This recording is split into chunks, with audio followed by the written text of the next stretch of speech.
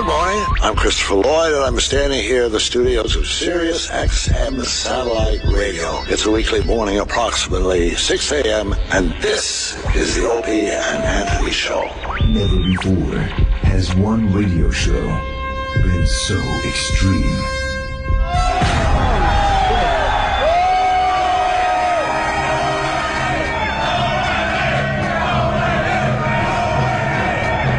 So vulgar. I'll fucking shove my face up a chick's ass in a second. Someone said we curse a lot. Do we? I have no idea if we do. So flatulent. Who just farted? I did, but I didn't know what to sound Like rotten eggs and sewage. Oh, wow, thank you. I can't believe that us sitting around like this is actually a radio show. It's not going to get any better than this. Are we on the air? Oh, we are? Oh, okay. Quite simply, the greatest show in the history of broadcasting. O&A every day, that's what I say. You guys having a good time or what?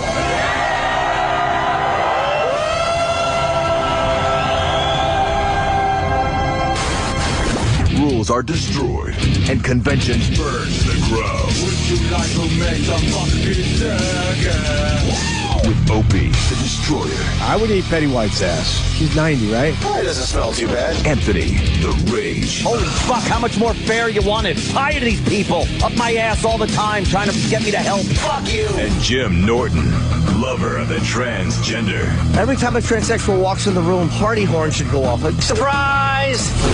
It's the Opie and Anthony Show. Strap in, dicks. This one's gonna hurt. Double guns, bitch. But enough of this palaver. Let's get the show on the road. I would say not many. Good morning, everyone. Welcome to the Opie and Anthony Show, starring Jim Norton. Oh, guys, I'm just one spoke in the wheel. He's the and as at the end of the credits. I'm the Pat Harrington of the show. That's why I pumped it up a little bit for you there. We were discussing yesterday's show, and it was an amazing show. We had so many A to B listers in here yesterday. We had the Jay Moore, we had Ethan Hawke, we had David Lee Roth, and we had the great Doc Gooden. Yes. Who was not booked. No, we finally figured out how to get him on the show after that debacle. Yeah, it was a last-minute booking, and we said, of course, even though we were crazy busy yesterday, of course you make room for Doc Gooden. Yeah. And Doc Gooden was a great interview yesterday, and his book looks like it's going to be terrific. Yeah. Jimmy read a bunch of pages already. And I read my Twitter like we all do, and people were really frustrated that David Lee Roth was in here with Doc Gooden, and I couldn't agree less because I personally love chaos. Yeah. And David Lee Roth trying to like downplay, not even trying. In David Lee Roth's world, what Doc Gooden did was no big deal. No biggie. And I thought that was hilarious. He was having a good time. Right. That's what Doc Gooden would talk about, like drugs and booze, whatever, prevented him from attending the parade. Right. The big fucking ticker tape parade. Right. When he won the World Series. Right. And it was one of the low points of his life, Right. looking at the parade going on, and he's with people he doesn't know or care about doing drugs. And you're listening to this, it's so compelling. Yeah. Our eyes are just all wide watching him talk about this. And then out of nowhere, you'd hear, booty, booty, let me tell you, when we were on the bus, there was Jack Daniels and the pills, and we was booty, booty, bop. Hey, man, that was a Tuesday night for Van Halen. That's just a Tuesday, right? And you're like, no, Dave. This guy isn't talking about what a great time he was having. This is a tragedy. This guy is spilling his soul to us, his guts. It's like, yeah, 86. Right. You know, there we are winning the World Series, and it was still a rough time. 86 for me. We were a whopping and a bobbing across the country. Whoa, where's it been? Booty. No, I think basically he said 86 was a good year for us, too. Good year for us, too. Meaning that should be a great year for Doc Gooden. Dave, no. Dave, see, what he's saying is... I would have David Lee Roth in here every day. Oh, it was fucking hilarious. I know people are moaning right now, but I would have him in every day. He's a fun dude, man. He is just, he is Mr. fucking fun. He can talk about anything. Mr. fucking all fun. about having a good time. He just has had no concept what Doc Gooden went through. Oh, God.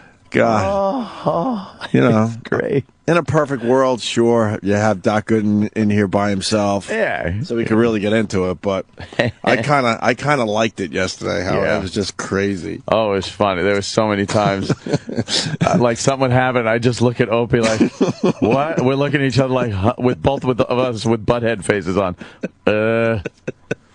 At some point, Jay tried to say something, and Diamond Dave just fucking plowed right over him. And Jay just threw his hands up in the air and stood like what? What happened? And we wanted to say to Jay, now you know how we feel. Oh shit! Because he's chaos too. Oh yeah. He's a guy. Here's a guy. Hey, well, here's a guy. No, we obviously love when Jay comes in. Yes, he might be coming back today. What a pisser, man. And then the listeners thought we were shutting out Jay on purpose. No. We weren't. He wasn't scheduled yesterday either. Yesterday was a weird fucking day. Oh, that's weird. Because Jay, I could even show the text messages if you care, but he started texting me going, hey, I want to come in Thursday and Friday. I'm like, that's great. We haven't seen you in a while. Yeah. And then next thing you know, he writes me, goes, I can't wait to see you tomorrow, meaning Wednesday. I'm like, what? Huh? What? I thought we set this up for whatever. It's fine. Yeah. So we threw him into this, this mix. So we knew we had a busy show yesterday in general. So Jay was like, Jay and Doc Gooden weren't scheduled for yesterday's show. No. Worked out well, though. Oh, fucking Diamond Dave, man. That was fun. He is the best. Diamond Dave. He is the best. He is all over the place, man. He's terrific. What a rock star. And Ethan Hawke was great, huh? Yeah, he was fun, too. About his movie, The Purge. Oh, look out. Does that look good? Actually, that sounds pretty cool. Does that look good? Rotten Tomatoes is sort of like, I think it's starting to lean toward the Rotten Tomato category. I mean, come on. It's not the King's Speech here we're talking about. It's action. Oh, it's still 56, so is that fresh still? Yeah, Rotten Tomatoes, if you don't know by now, I think most people do. You want your movie to be a fresh tomato. Yes. Not a rotten tomato. Fresh tomato. And it's still in the fresh category at 56%. That should be fresh, yo. No, it's not. Uh-oh. Oh, what? I don't know what the percentage is that qualifies for fresh. Oh, but it shows rotten. I don't see a tomato next to it. It's not a 50-50. You see the splattered. I see rotten. Oh, you see the splattered green mater. Okay, so the movie has entered into the splattered category. I wonder what category. the percentage is. Maybe 60. Maybe. Yeah, because Epic is 61%. Yeah, probably 60 makes it a fresh, yeah. So it's right on the border of being a fresh. Yeah. I don't know, whatever. It's a good concept. It looks like a good movie. Yeah. You want today's Plugola? More Plugola? Oh, yeah. Yesterday was Popcorn Buddha. Do we still have a lot of popcorn in the office? Yeah, there's some popcorn in the office. Man, let me tell you. Some of it, but there's I went home with the salt and vinegar. Yeah. Oh, my shit. Ate the whole fucking bag. Amazing. Ate the whole damn thing. Man, were they... And the bacon and cheese was a hit in my house. And I got a request to bring some more home. They were getting more of the cheesy flavors I need to bring home. They were getting a lot of responses on Twitter there. Yeah, I got a couple tweets saying just placed an order. Thanks to you guys. Saw that. Jesus. They don't even advertise with us. Nope. It was nice they sent, a huge box of popcorn, but next time it's got to be the envelopes. You think it's got to be the envelopes. Stacks. You think the sales department got on the phone? Nope. Of course not. And called them like, "Hey, this is a good fit. Of These course guys not. actually love your product. They talk about." I don't even have to ask anyone. Of course not. That would be what the proverbial no-brainer. That would be a no-brainer. Yeah. A company like that, I mean, they're out of Stroudsburg, but they do online business. Yeah. They probably could get a short run of advertising on our show, maybe a week to 2 weeks, and I think they would probably go for that. Yeah. But I guarantee no one made a phone call to them. I guarantee it. God. And I don't know. Supposedly the lawyers, if you want to do some housekeeping here, supposedly the lawyers are shutting down YouTube accounts again. Oh yeah. That's what I've been reading all night long. Why? All night long. Why? I don't know. You know. I didn't see that. Oh, so we got to talk to Baldy today about that.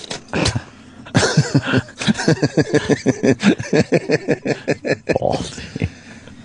Well, I have no respect for the guy. He tells me one thing. He says, supposedly they were going after people that are just putting full shows up on YouTube. Right. So I got the word out. I said, look, you know, I think they don't mind if there's a clip or two here and there, but if you're doing full shows, they're having a problem with that. Yeah. I did tell the underground people that. So if it's something different than that, then Baldy's lying to our faces. Well, that's what it was started as. That's what I heard. I don't know how it turned into that other thing, but... Well, the problem for us as a brand, you know, if you don't have satellite radio, you're really closed in, which is kind of strange because when we first got into satellite radio, we felt like it opened up the whole, you know, country to our show. But, you know, they're not really into the internet thing. No. So they're kind of closing us off. That's why we started that podcast, to at least get a taste out there for everybody. That. Yes. You know, because the online app is horrendous, I hear. I hear from the people every day. And, you know, they don't really understand the internet as a whole, this place. Is it amazing how much the online feed stinks? Like, every day. Every day there's a problem. We could talk about it every day. So, I mean, I read your tweets every day, and I acknowledge that you're telling me that the online feed sucks. We don't know what to do. Yeah. We tell them all the time. Right. You know. And then they put video clips up there that get no action because they don't know how to work the internet. So we kind of like when some of our shit is up on YouTube because it gets out there to, you know, everyone else. The YouTubes.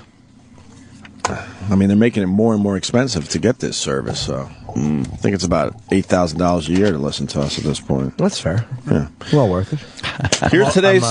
I'm being told, by the way, that someone took it upon herself to call Popcorn Buddha from sales. Oh. Who might be related to one of our... well, she's a great salesperson. Yes, she took it upon herself to call Popcorn When Buddha. we talk about the sales department, I'm looking at you, sir. I'm not talking about her. Oh, boy. She's great. But her hands are tied because it's a shitty department. Well, I've told her she should run the department. I've told her to get ExxonMobil on this show and General Foods. I want those wholesome appetizers. I don't even know who's in charge of sales here. I don't know who's in charge of sales. I don't know who's in charge of PR. I don't even know who the CEO is. I don't even know his name. I just drift through existence here. Yeah. No, Ben. I think it's a better way to be. Yeah, at this point. I started heading that way about a year ago. I think it's a better. I think it's a better place to be.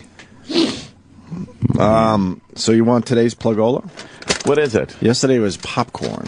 Yeah. Today it's an individual that gets the plugola. Now is this is entering a whole new realm? That's fine. Individual payola. What do they get? Payola/plugola. Well, I guess this guy just gets his Twitter promoted. Oh, so if people want to have their Twitter promoted, they send us gifts? Hey, man. You see what we got in front of us? Oh. You know how hard this is to get? I know. This is almost impossible to get, okay? Oh, my God. And I got one right in front of me for all of us to enjoy. That is right there. You want me to read the letter? Please. This guy actually typed out a fucking letter to Opie and Anthony and old Jimmy. Oh. Good morning, boys. Hope you're having a nice morning. Opie always complains that there are no Entenmann's.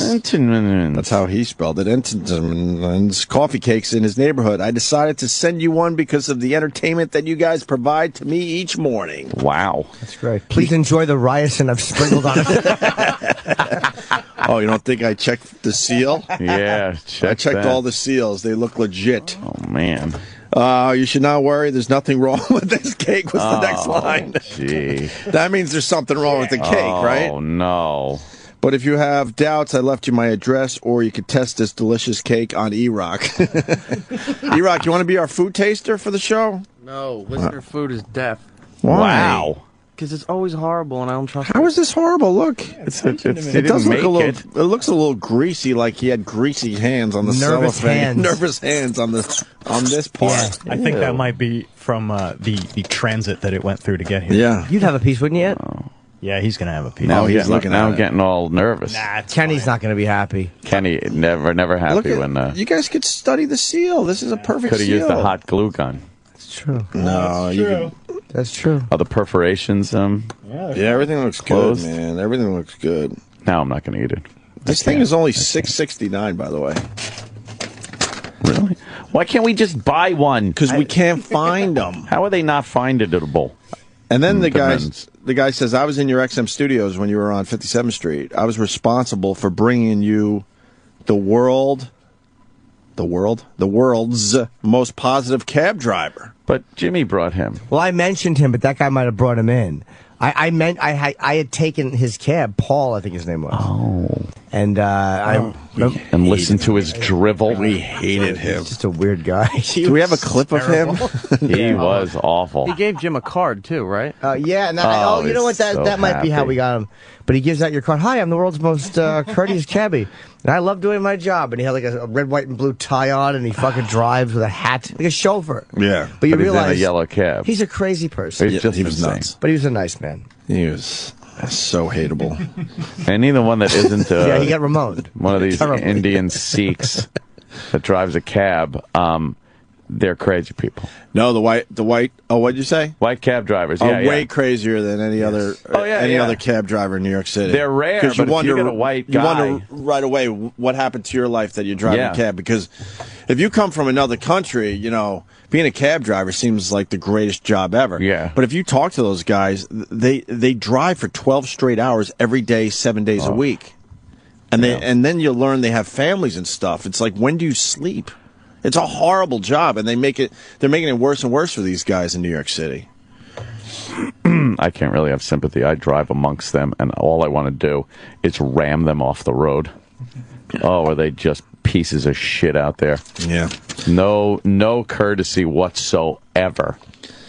Enjoy the treat. Thanks for the laughter all these years. Sincerely, Arcady T. And his Twitter is @off_duty. Arcady T. Sounds like a fucking, like one of those, what do they call them when the words are all scrambled? Acronym? What? Yeah. No. Yeah. It's an acronym. Is it? Acronyms like Oh, the anagram? fucking- Anagram. Anagram. That's an You know your how I do anagrams that? are showing. That's exactly how I do that from Yes. Sounds of the Lambs. Sounds of the Lambs. Yeah. Dr. Lecter, your Yeah. anagrams are showing, Dr. Lecter. Yeah. Lewis friend, poisoned cake. Poisoned cake. That's who you wanted to take cake from. The guy's Twitter name is something_duty. Yeah, really. I love your Clarice. I do a very good very Clarice. good. People Yeah, told you me do. we thought it was her. You know. It was beautiful. Dr. Lecter. So let's enjoy some classic crumb coffee cake, courtesy of Arcady T. Oh, I just wanted to bring up one more thing with Sure. her in Silence of the Lambs. Yeah. When the worst line she says in that voice is when she's trying to squeak under the door, the storage locker door. If anything happens here, you can call the FBI. Call the field office. Her voice gets so fucking dykey deep. As she's sliding under that door. Call the field office. Here's a number. Here's a number. Must have been a long day of acting, and she couldn't act. I don't know what happened there, but it's like a just straight woman anymore. It's a very weird moment. It was, yeah, sure anything happened. She like, So once again, this guy's Twitter @off_duty. He gets to plug when you all open, today. make sure all the perforations are I am perforated and the sides are all. It looks factory. Oh no, this is perfect. Oh god, Powdered get a sugar knife could be right away. anything. Smell that. Tell me you're not gonna. I agree. You're gonna eat it? I probably will. God damn it! Can we get a knife, please? The boss wants a knife. Please. Where's everybody bringing the boss's knife? Where's the knife? Mars must have Any one. knives, plates? Just wipe the blood. Nice. Of course he has a knife. Look. Of course he does. I'm not gonna have that cut with his fucking knife. Who knows where that's been? You know, there's still dry blood on it. Cleaning his fingernails out with it. He's stripping wires. Doing all kinds of engineering shit with it. Shanking people in the neighborhood. Right? For doing them wrong. doing that below the fucking belt stabbing, so it's not a fucking attempted murder. So you just stab him in the fucking ass. You know that. Jesus. I didn't know that. You go up, you fucking just work your arm like fucking, just fucking like sewing machine. Right on his fucking thighs and ass. Nice. And you walk away like nothing happened. And he's there going, ah! Ah! Ma! So, Paris Jackson attempted suicide. Oh, yeah? And this gets us into an area where it's going to be a bit controversial, but we bring this up a lot. You find it. Huh? Sorry. Your Holocaust denial. Did you find it? Oh, you found this? Right. You just stay here. I'll be back in 1 minute. Here she goes. She's getting the jack. No, you gotta fast forward. Oh, right. She's getting the jack out of the car to jack up the door because it's jammed. Anything should over. It's so bad. But this is one of those movies you just, if it's on, you just gotta watch it. Oh, she is such a dyke. Stuck. Can you hand me that flashlight, sir? Sure. Right there. Okay.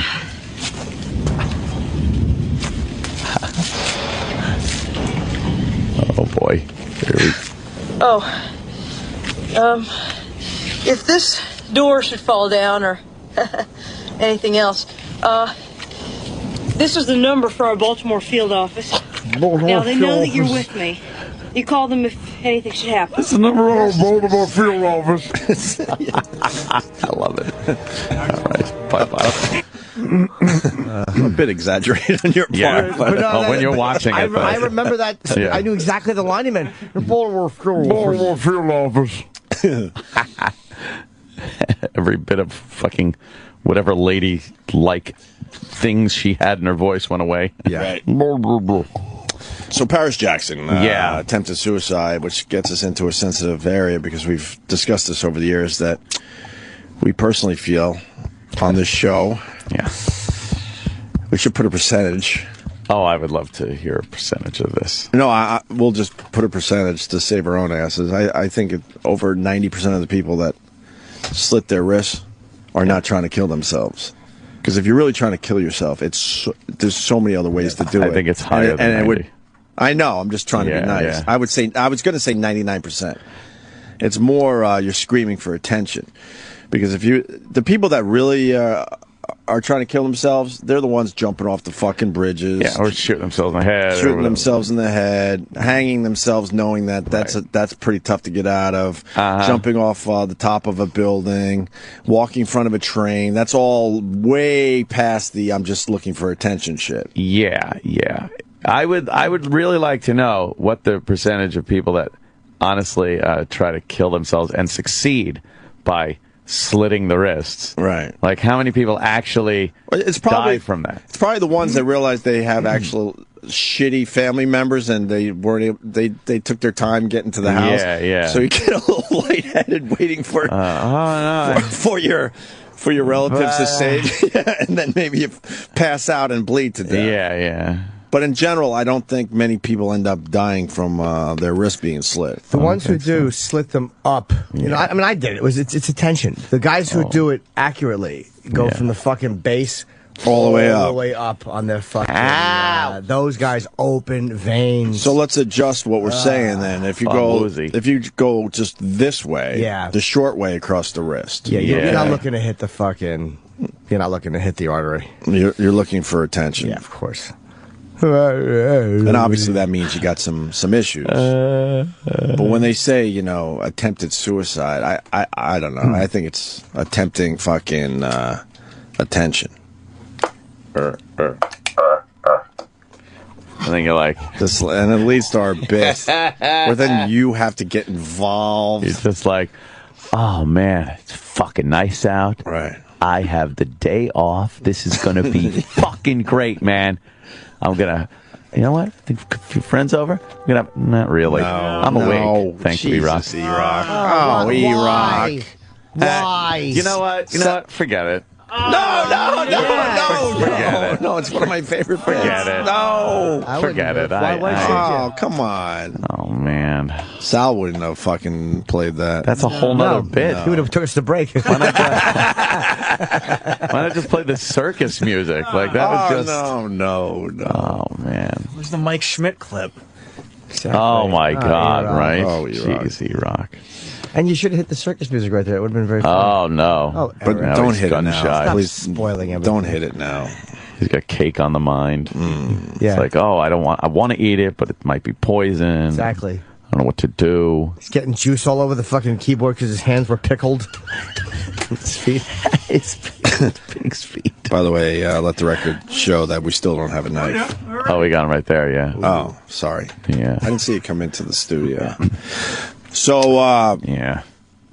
Oh, yeah, you're just... Well, honestly, because I can imagine how bad it would be that you're hanging out, you think, you got the day off, all your friends, you're going to have a good day, maybe the pool's open, maybe you're going to take a swim, maybe you're going out for a nice long drive, or it's just something fun. Right. And then your phone rings, and you're like, what is this?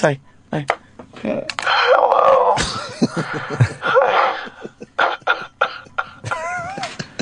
Hello? What's the matter?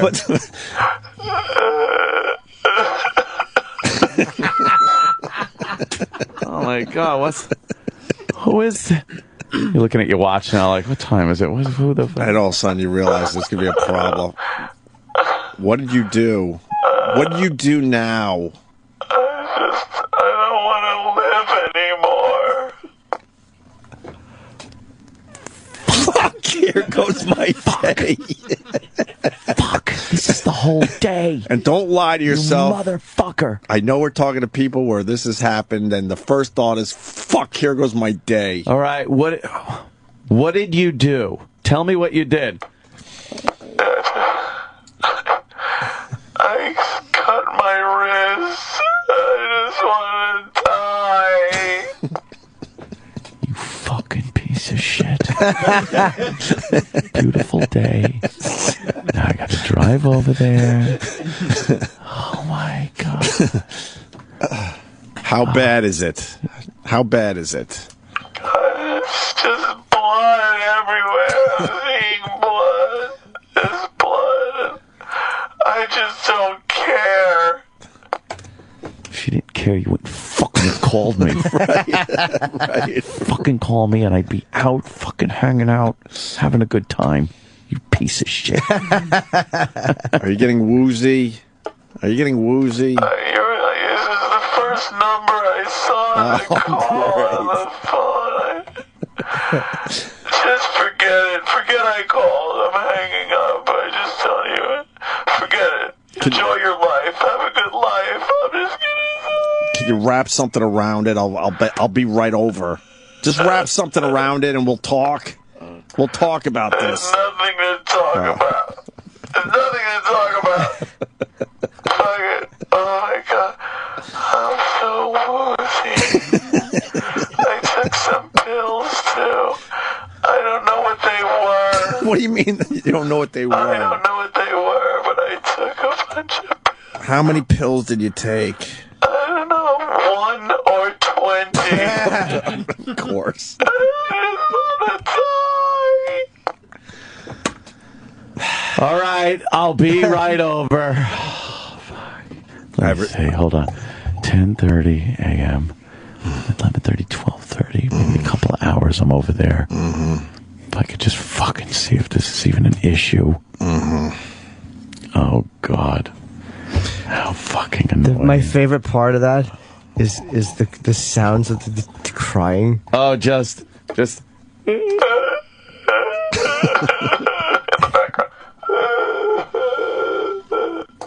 No, stay on the phone. Stay on the phone. Don't. I just don't care. No one cares about me, so I'm not going to care about me. Yep. You fuckers. Might have been there. Oh, boy. A few of us have Jesus. been there. Oh, it's the worst, isn't it? Oh, God. But But you, then the news jumps on it. Attempted suicide. I don't know. They show her wrist. I wasn't in her house. I mean, oh, you've seen a picture of the wrist Yeah, already? it's in the paper today. It's she's waving. No, that's an old pic. Okay, but I'm saying like it's Yeah, obviously showing that she's a cutter. A cutter, right? She is a cutter. She's a cutter. She's got some old either scars or maybe just scratches around her wrist. Oh, those are like scars. Yeah. That's a weird. You know, there are certain things that are broken down along racial lines. Black people don't really commit suicide, but that is a fucking white person thing, cutting like that. Yeah, you don't mostly see white black girl. cutters. Yeah, I don't know what it. You know, I know I did it. So I'm like a fucking. My ex always mocks me. What a fucking teenage lesbian I was. She told me I was a fucking lesbian. She's right. So when you cut your wrist, you weren't trying to kill yourself, No, right? it was for attention. I cut just to feel something. I don't feel anything, so I cut to feel something. Feel a job. No, it was not sincere. I met a really sexy girl who had them all up and down her arms, and she was fucking juicy and sexy. I'm like, oh man, because you know that when there's ones that are obviously many, many years old, and then there's the ones that are fucking, oh great, that looks like it's 3 days old. Wow, Still really? up to this. Yeah. You old I forget I lunatic. got the mark sometimes. It's a little embarrassing. Like, you know, I got my friends who gives a fuck, but like people you don't know. Yeah. You're talking and you catch them looking, you're like, oh, Like, God, oh no. I haven't noticed them in years. Yeah, you just You're don't a think. Cut it. Let me see yours. Where are they? It's fucking, Jesus. Aw, Wow. Jimmy. Yeah, you went to the side a little bit. yeah, of course. Aw. Yeah. It was more just, you know, you're angry and you do Right. something. Wow. But it was not for true suicide attempts at all. Oh, man. Because if you want to kill yourself, you do it. You go to the top of a building and you jump, or you stand in front of a bus. Right. Or on the fucking highway, you just jump in front of a Train. truck. Yeah. Yeah, if you really want to do it. If you really want to kill yourself, we all know how to do it. There are people who are foiled, like people who are awakened, or when someone comes home early and finds them. Like, there are legitimately people who are foiled. But, you know, most times you want to do it, you do it. Yeah, the slicing thing is. Yeah. That's kind of. Well, they're all over the TV with it saying attempted suicide. She took a shitload of Motrin, I guess. That was her OD. Those were her attempt. pills? Yeah, Motrin. Enough with this. Because you know the whole family had to get involved. Oh, rescue. They're all Right. talking to each other. How many pills did she take? I don't know. That's her cry for help. Then again, how do you expect emotional stability growing up in that fucking nut house? The family has fucking they're mental patients. Stop with this fucking like hero worship of the dumb Jackson family. What a bunch of douchebags. Yuck. Yeah, see, Paris Jackson is physically fine after suicide attempt. The new Wacko Jacko. Yeah. She's the new Wacko Jacko. Should be on Oprah. What happened? I was feeling so much. Then again, it is her dad that died, so I guess it's awful. Oh, His father's the biggest star in the world, and he's gone. All your cred goes out the window. Oh, it's horrible. Dad schmad. He had nothing to do with fucking her And coming he's into this world. consistently shit on in the news, you know, and she's loved him so. She's 15. Yeah, that does boy. make me soften on her because she is 15, and he died when she was, 12? And so imagine your father being the biggest star in the world. It's extremely sad. Yeah, for The her. whole thing is really sad. No doubt. That's how my kids are going to feel. Yeah. Yes. Biggest star. Or sad. I was just thinking about the whole kid allegations thing. Oh, Jesus. Yeah, I mean, so I guess it's hard to kill her because she's fucking 15. Yeah. I hope she gets the help she needs. There you go. That's how you do it. We can only hope she gets the help she so desperately needs. She used a meat cleaver on her arm, which makes it sound like she put her arm down and went to hack. Right. But if you just take it, and She probably turned the meat cleaver upside down and rubbed her arms on it. She tenderized her wrist with the end of the meat cleaver. Exactly. That's one clever cleaver. She's off suicide watch already. Great. They took her off on the way to the hospital. Yeah. It just brings back our bit because we all deal with emotionally unstable people in our lives. Oh, and yeah. How it just ruins your day or your weekend. Just throws a fucking monkey wrench into everything you wanted to do. Right. It's terrible.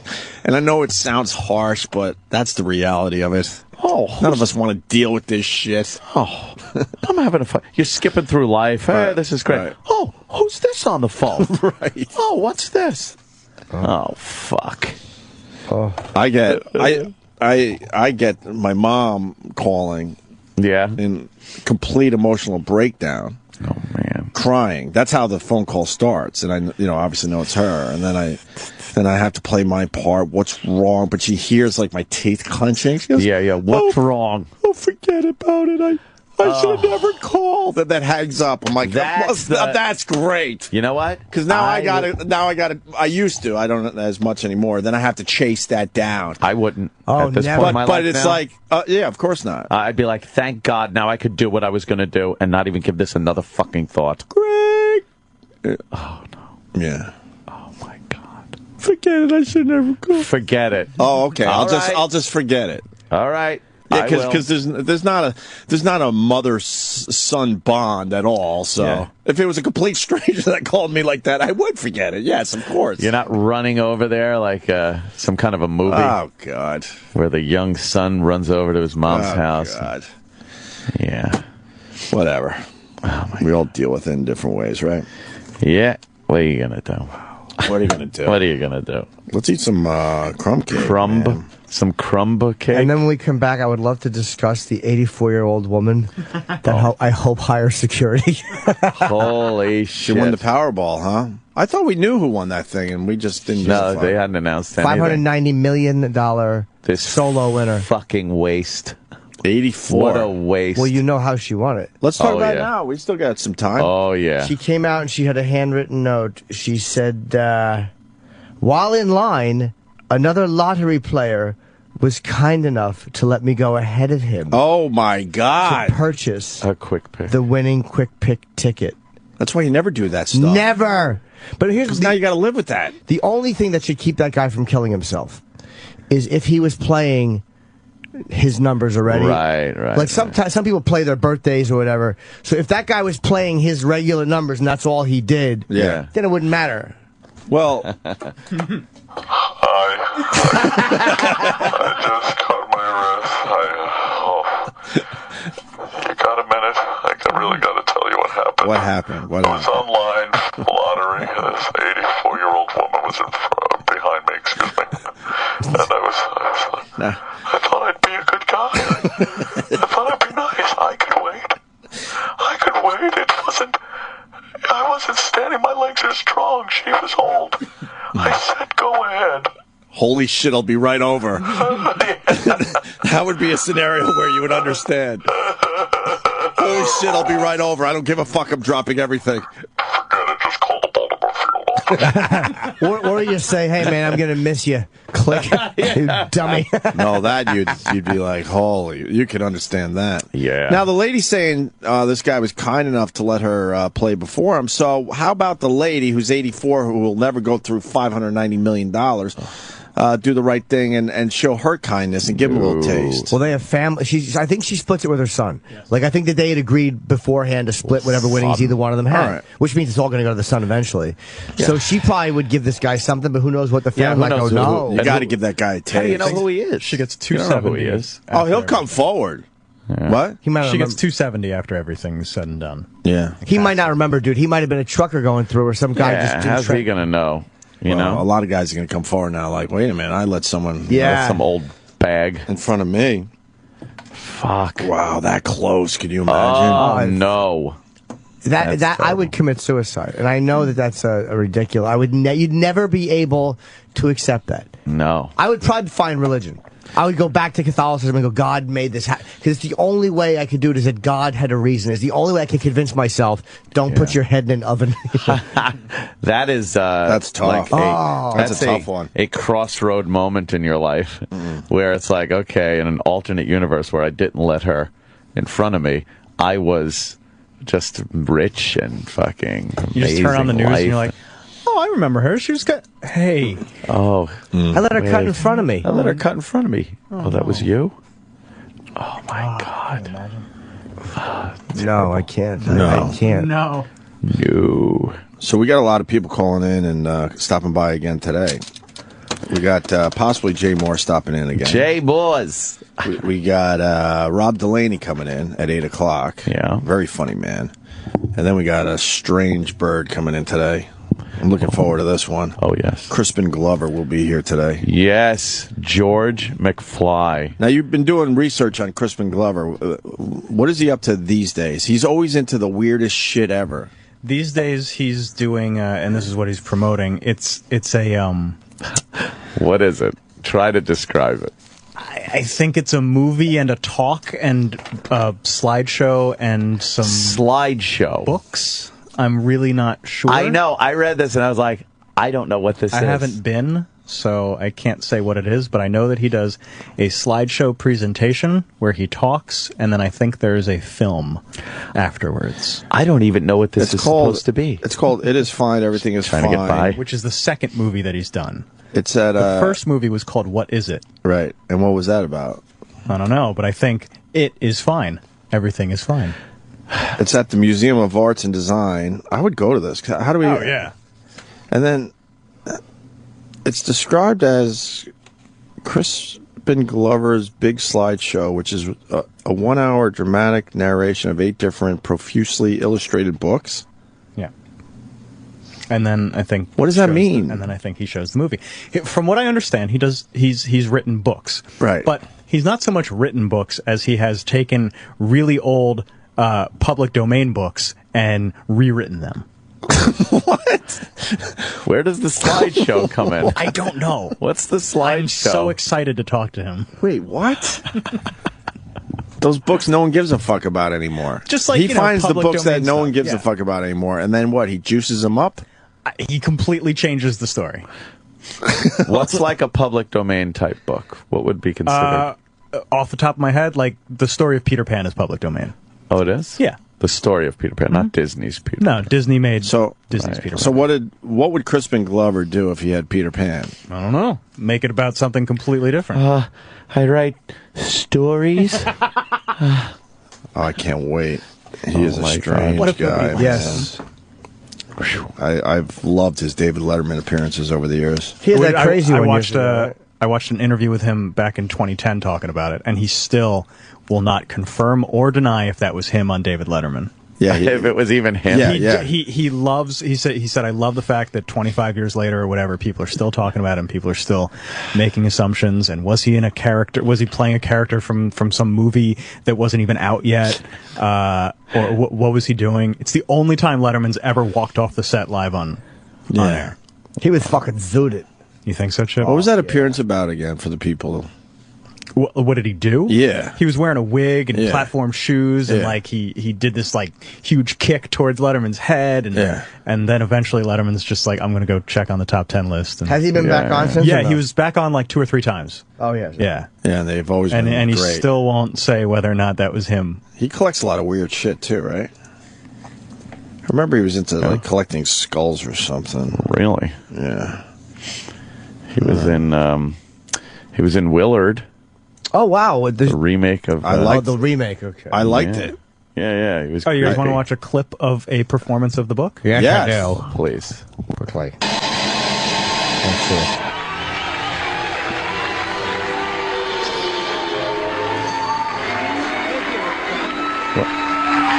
It looks like an oldie style TV show. Good evening. What it is and how it is done by Crispin Glover. Introduction. A few years ago, a very few years ago, this happened. But I confused it with this. I don't know what this Because is. you're showing the pictures are appearing on the screen too. So, yeah, but we don't even know what the pictures are. I don't even know if people are supposed to be laughing. Questions. Yeah. And I found myself in unknown locations. I think he takes this very seriously. Well, he's laughing as he does it. I made specific gestures to make myself absolutely And these are stock clear. pictures from like textbooks. So he's telling a bizarre story. Some of these situations that I found myself in became violent, I can be seen They're standing in historical the center with stock the bandage photos. around my head. And he turned into a These book. are the illustrations that he's This led using me for the story. to recall my childhood. And it's like pictures of a kid like from the 50s, And- one with no arm. It's pretty funny. How Yeah, they're like those medical pictures where they black out the eyes. stretch myself and ask questions like, who is being brushed? The pictures are really bizarre. Now, I've been visiting with the SEAL at the dock. There's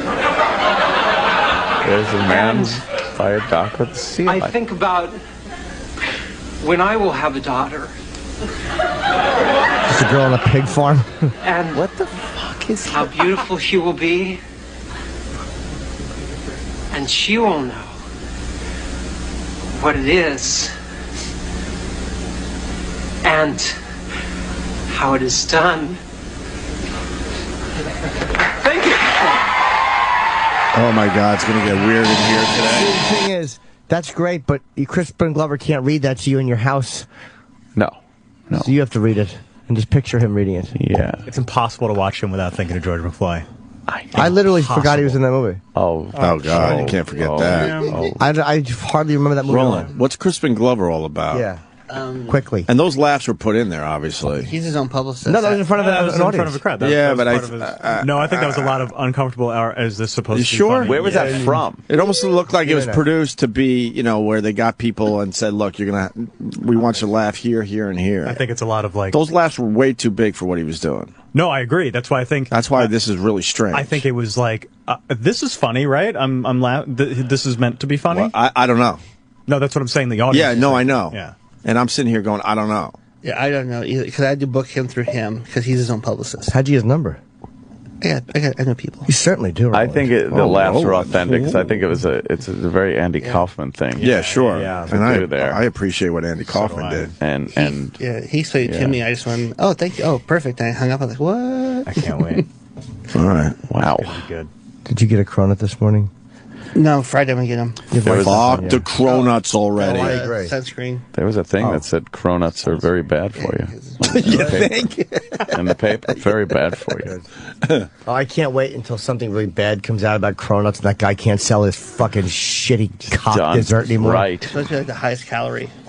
Well, I mean, it's a big fat, and that's fine. Of course it is. But I hope something bad happens. Like there's a weird chemical combination that when you eat them, you sterilize yourself. or cronuts cause blood shitting. Next. That would please me. Yeah, they cause the blood shits. There's something with the sugar and combined with this. The blood Yeah, but it's not on the toilet. It's only when you're standing on a ladder. Right. You shit blood. He's close friends with Nicolas Cage. Oh. Doesn't surprise me. What the fuck do those two talk about? Yeah.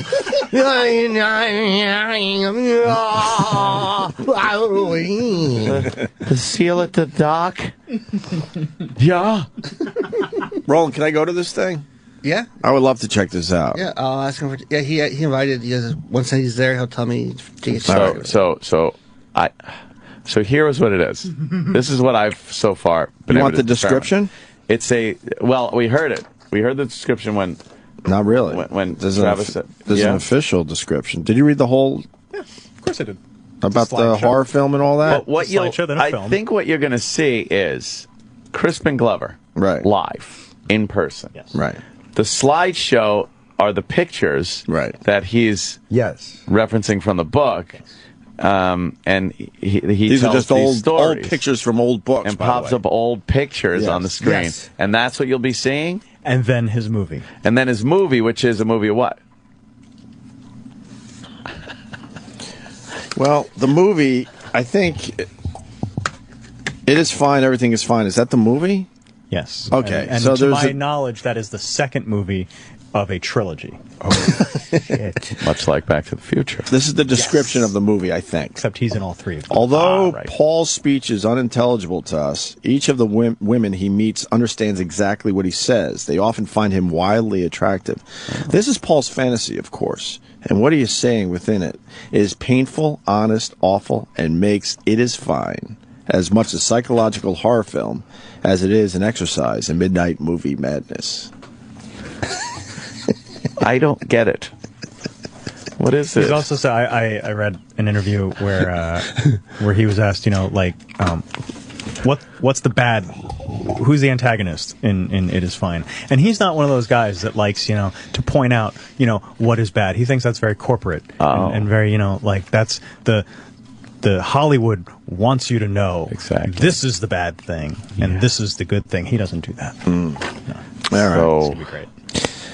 All right. Oh, before we go to break, we got a clip from Mr. Imus' show. Oh, Mr. Imus.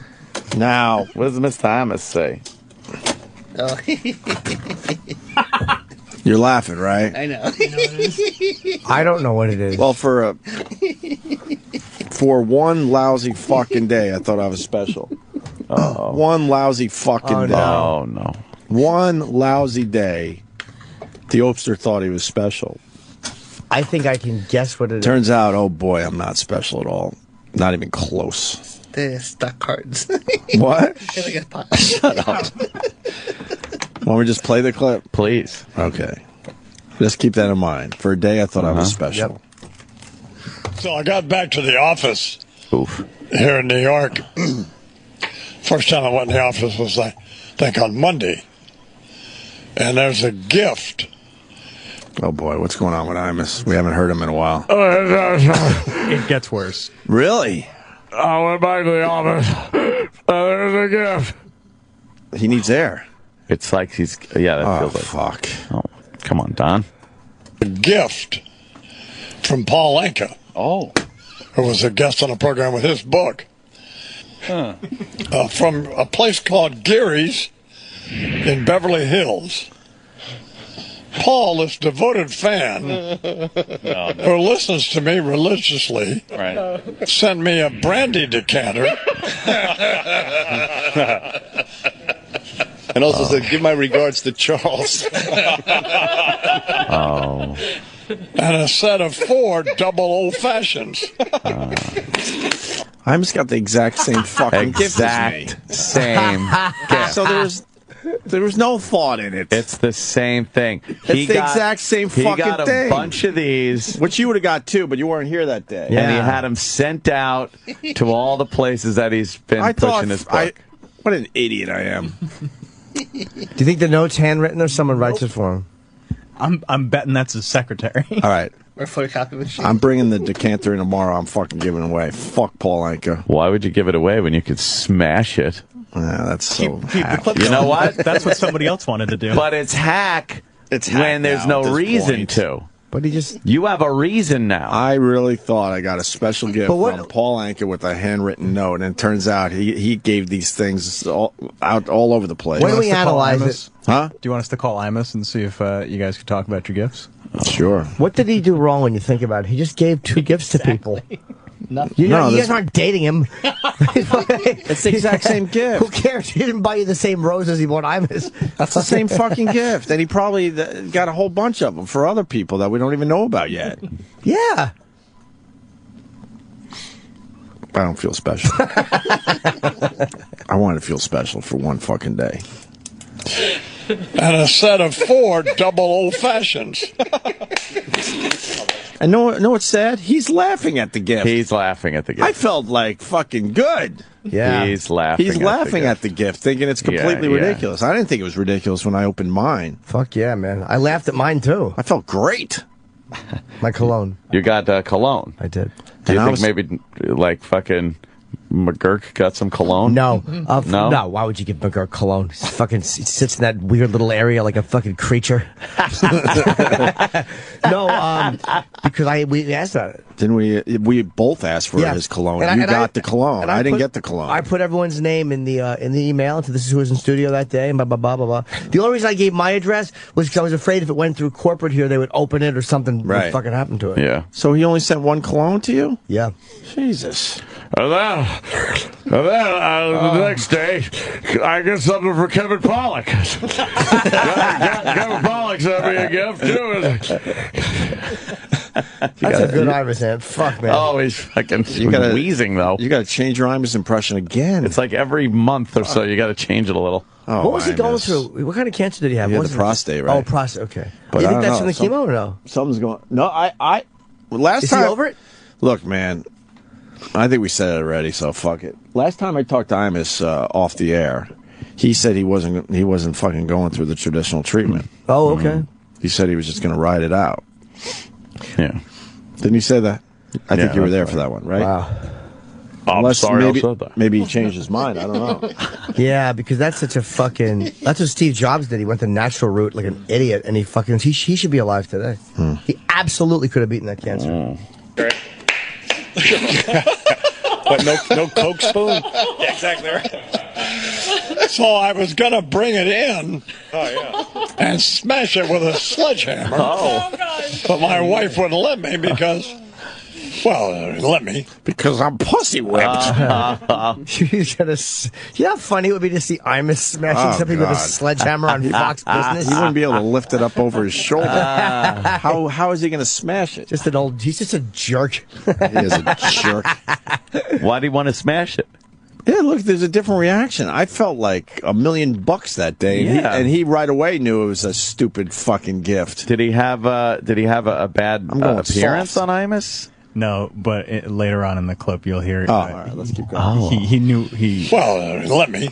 She pointed out how dangerous it would be to smash a crystal decanter and 4 cheesy glasses with flying glass all over the studio, and she's right. So letting that do it. That is pretty funny. Yeah, exactly. That is pretty. No, funny. you should take him to the ranch and use him for target practice, like shoot a pistol at him. That would be fun. God, what a great idea.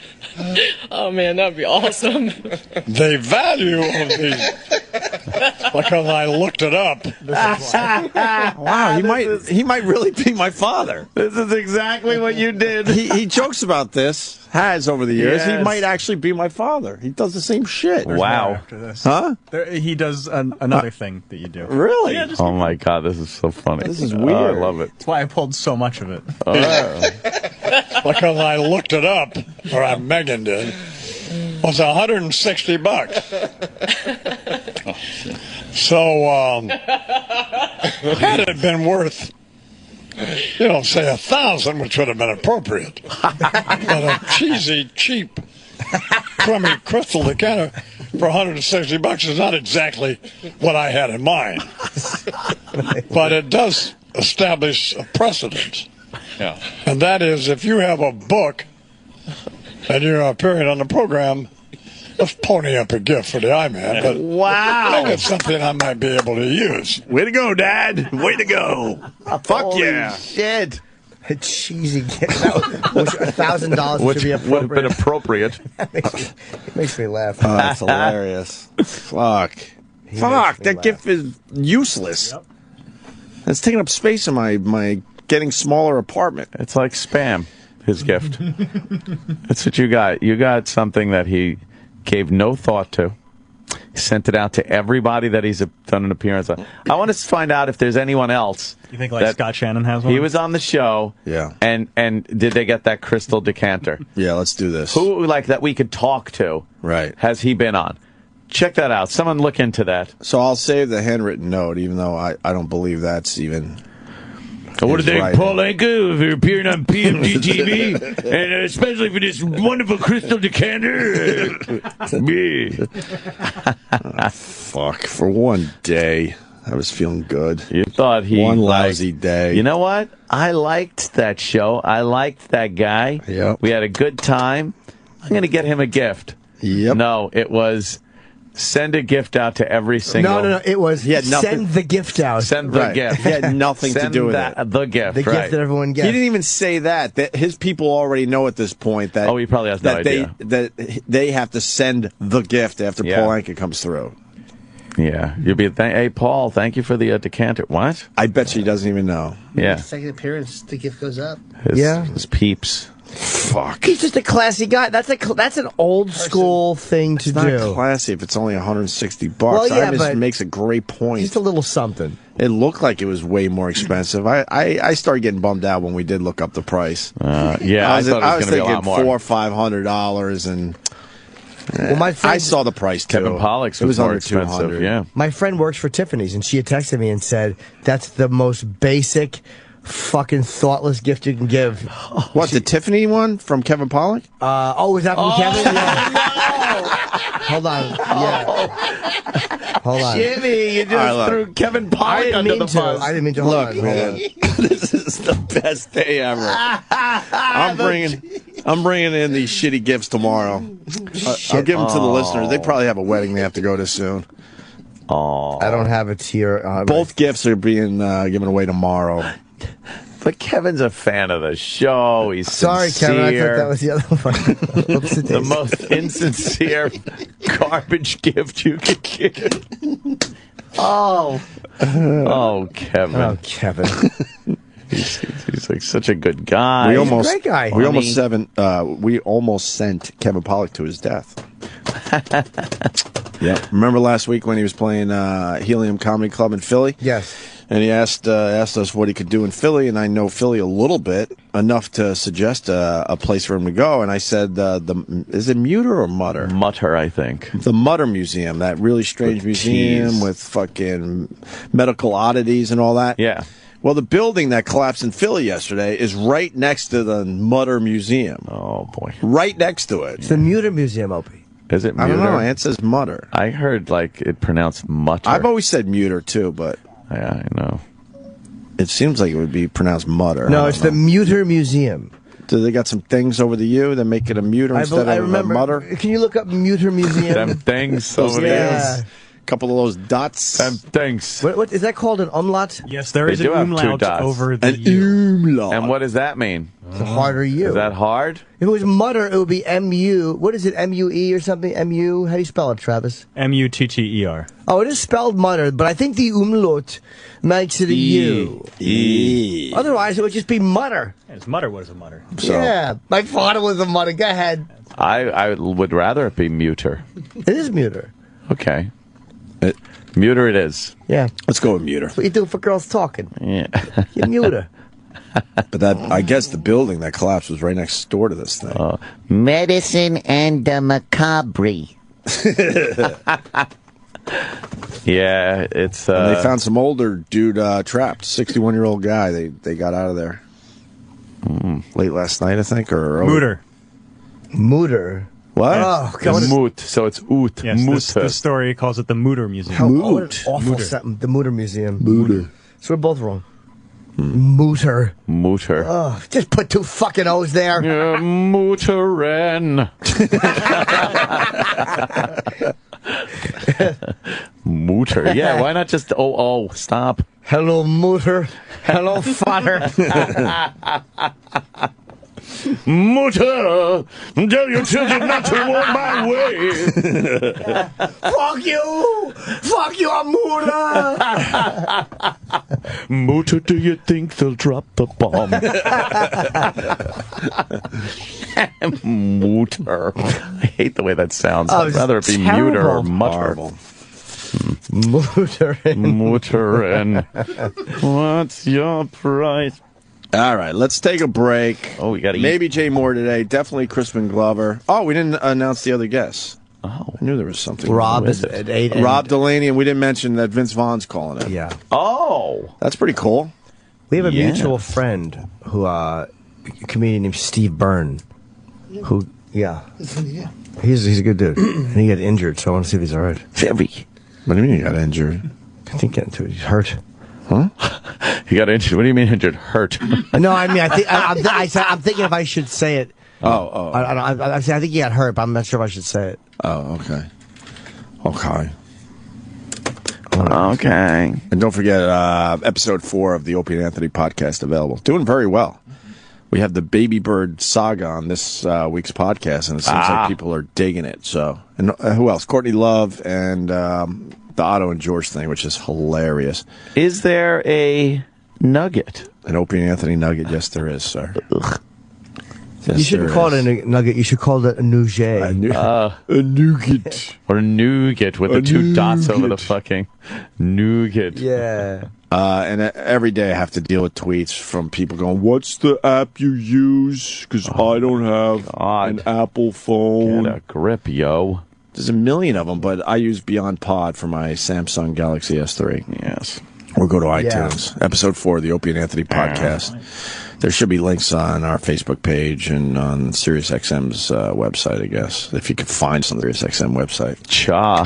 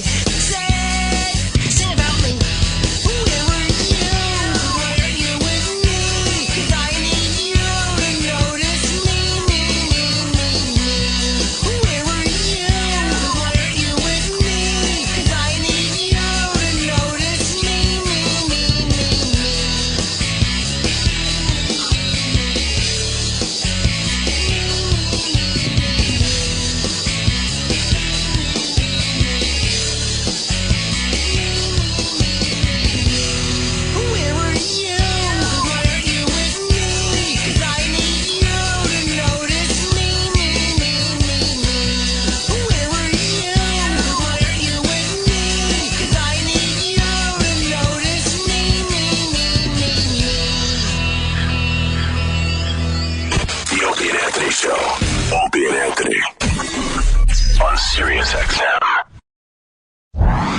The Opie and Anthony channel. Oh, yeah! On SiriusXM.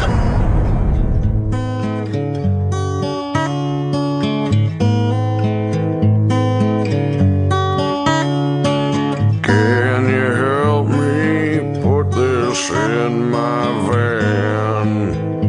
Would you? With my broken arm, I don't think I can. I have been guilty of murdering girls that are fat. You're on my list now, what do you think about that? You're down in a hole, yeah, and I'm in control.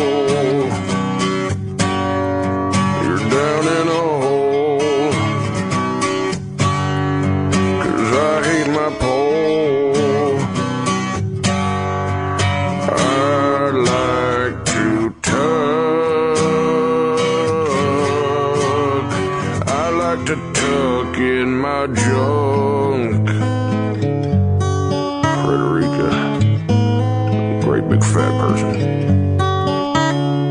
You're down in a hole and it's all because you aren't thin. Now you're forced to put the lotion on your skin. Wait just a minute, was that just a knock at the door?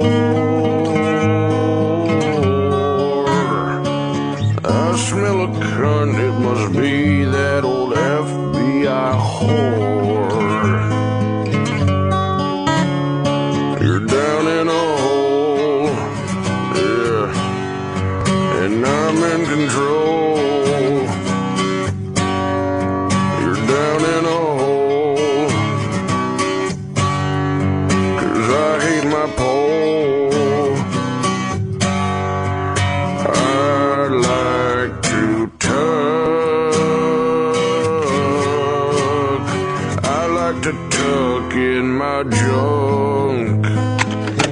The date is October 11th, 1983. It's 7:18 p.m. Detective Club Soda with self-professed organized crime soldier Lyle Chipperson. Okay, Lyle, you're requesting placement in witness protection. What kind of information do you have for us? Yo, I'm in the mafia. Don't even fuck around with me. Don't get defensive. Just explain your business here. I was in the mafia for years. My mob name was Little Chippy D. Okay, Lyle. You have no record. You've been seen with none of our organized crime contacts. What was your role? The hitman. A hitman? Mafia hitman. Right, the mafia. Well, who do you work most closely with? I ain't no rat. Then I don't know why you're here. Are you afraid of repercussions? Yeah, good luck killing me. I carry like fucking bazookas. Lyle, there's no way you could have carried around a weapon like that. If you're just here to waste my time, I suggest you leave. Fuck you, cocksucker. I'd shoot and kill everybody. Bury in a hole or something, then we'll see. Mr. Chipperson, why are you here? Fucking stupid cocksucker. Start listening, you fucking piece of shit. I can't believe you wasted our fucking time with this bullshit. Do you know this is a crime? Make him an offer that no one refuses. Why don't you do yourself a favor, Lyle? Walk out the door now. Fuck you. You're a funny guy. Laugh at this. You like that? How does this feel? Fuck this. The guys are back from the toilet. And now, back to our show. The Opie and Anthony Show. I'm going back to Brooklyn. Brooklyn. Brooklyn. I'm going back to Brooklyn. I don't think so. I'm going back to Brooklyn. Brooklyn. Brooklyn. I'm going back to Brooklyn. Man, I don't think so. I'm going back to Brooklyn. Prying, denying, shying, blow drying, trying to fit in. Going back home. Coming back a hero where the girls look like Madonna and the guys sound like De Niro. The top is down on that guy's T-Bird and he's listening to the latest disco. Gold earring, big chain, t-shirt, and his hair held down with Crisco. Now his girlfriend's cute, but I can't look over cause it might start an ugly rumor. If he hears loose talk round my body, they'll draw chalk. He's like Andrew Dice Clay without a sense of humor. I'm going back to Brooklyn. Brooklyn. Brooklyn. I'm going back to Brooklyn. I don't think so. I'm going back to Brooklyn. Brooklyn. Brooklyn. I'm going back to Brooklyn. Man, I don't think so. Oh, God, I remember this. I remember the video and everything. Hitting my old turf, the place they grew the tree. Met a girl who chewed her gum like she was castrating me. Nails filed, clothes wild. She said her name was Laura. She gave me a pair, started spraying her hair, and showed me a photo of Richie Sambora. I'm going back to Brooklyn, giving it, reliving it, forgiving it for all the pain it put me through. Genuflected, protected, reflected. What am I doing here? I haven't a clue. I'm going back to Brooklyn. Brooklyn. Brooklyn. I'm going back to Brooklyn. I don't think so. I'm going back to Brooklyn. Brooklyn. Brooklyn. I'm going back to Brooklyn. Excuse me. I don't think so. Oh, boy. I'm mesmerized at the video. Yeah. I love it. Happy birthday, Colin Quinn. Oh, my God. He's 65. 65 today. Please wish Colin Quinn a very happy 65th birthday today on Twitter. Was that a hit for him? It was on MTV. Yeah. Well, and that's when everybody was watching MTV, too. Yeah. That did big numbers, man. And it was a goof. People like, is this serious? Of course it was a goof. Parody. No, it wasn't. That was real. Oh, really? That was real. My mistake. Kenny just made me feel really bad about myself. Yeah. Why? That's what he does. Yeah. I offered him some of the Inchmans that came in today. Yeah. The classic crumb coffee cake. And he said, no, I'm not 5 years old. Yeah. No, I'm not 5 years old. Same thing he said when he was 4 and 6. I could have just said, no, thank you. Yeah. He made me feel like a fool because I like this. That only 5-year-olds eat this? Yeah. He didn't want you to think. And old ladies, right? 5-year-olds and old ladies. Old ladies love a good classic crumb cake with their coffee. When someone visits. My daughter's come to visit me, and we're having some cake and coffee. I think you're onto something, though, because I was turned on to this shit by my grandma. Yep. So I guess she was the one that loved the coffee cake. Yeah, the first piece of coffee cake you have as a kid, it's usually at Grandmama. one of those little get-togethers that your parents or grandparents are having. Sure. You know, you get a little piece of coffee cake. Like, yeah, this shit's pretty good. It was good. Yeah. Going back to Brooklyn. Nine Inch Nails has a new song. What? Or have a new song, right? Is it any good? It's very good. I like it.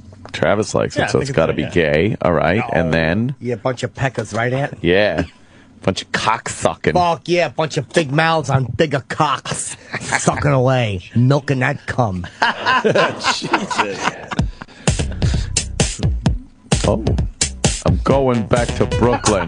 Brooklyn.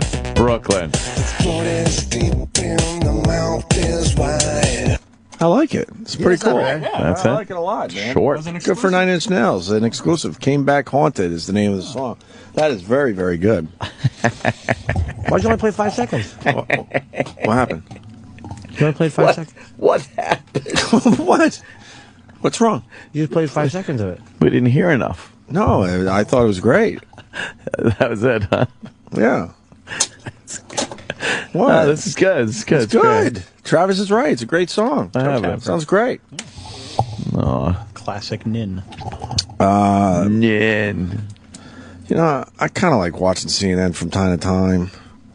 Kind of. From time to time. They all make sport of me. But all these news channels, they end up like hiring these guys that make you not want to watch anymore. Yeah. For me, it's Martin Bashir. That fucking asshole. Way before this clip that we're about to play, I couldn't stand watching him at all. Yeah. Like, who makes these decisions over there? Yeah, really. And then MSNBC did it with the Al Roker. Although he's unwatchable. He's the one that got that Roker? information out of Michael Jackson about sleeping with the different kids in the bed. Good for fucking him. But, I mean, as a regular, news guy, he sucks on CNN. I can't watch him at all. What did he say? Did he say the IRS is the new nigger? Is that what he said? Yeah, on his blog we or got the something? clip. Yeah, He's got, he said it verbally. he's Okay. got the whole reason why Let's see if he he's thinks. fired. No, he won't be fired. Despite the complete lack of any evidence linking the president to the targeting of Tea Party groups, Republicans are using it as their latest weapon in the war against the black man in the White House. Shut the fuck up. This strategy is nothing new, and it was explained way back in 1981 by Lee Atwater, who was Bush 41's chief strategist. In a tape recording, Mr. Atwater revealed how Republicans evolve their language to achieve the same purpose. He said, you start out in 1954 by saying N-word, N-word, N-word. N-word. By 1968, you can't say N-word. That hurts you, backfires. So you say stuff like forced busing, states' rights, and all that stuff, and you're getting so abstract. Now you're talking about cutting taxes. We want to cut this. Is much more abstract than even the busing thing, and a hell of a lot more abstract than N-word, N-word. So this afternoon, we welcome the latest phrase in the lexicon of Republican attacks on this president, the IRS.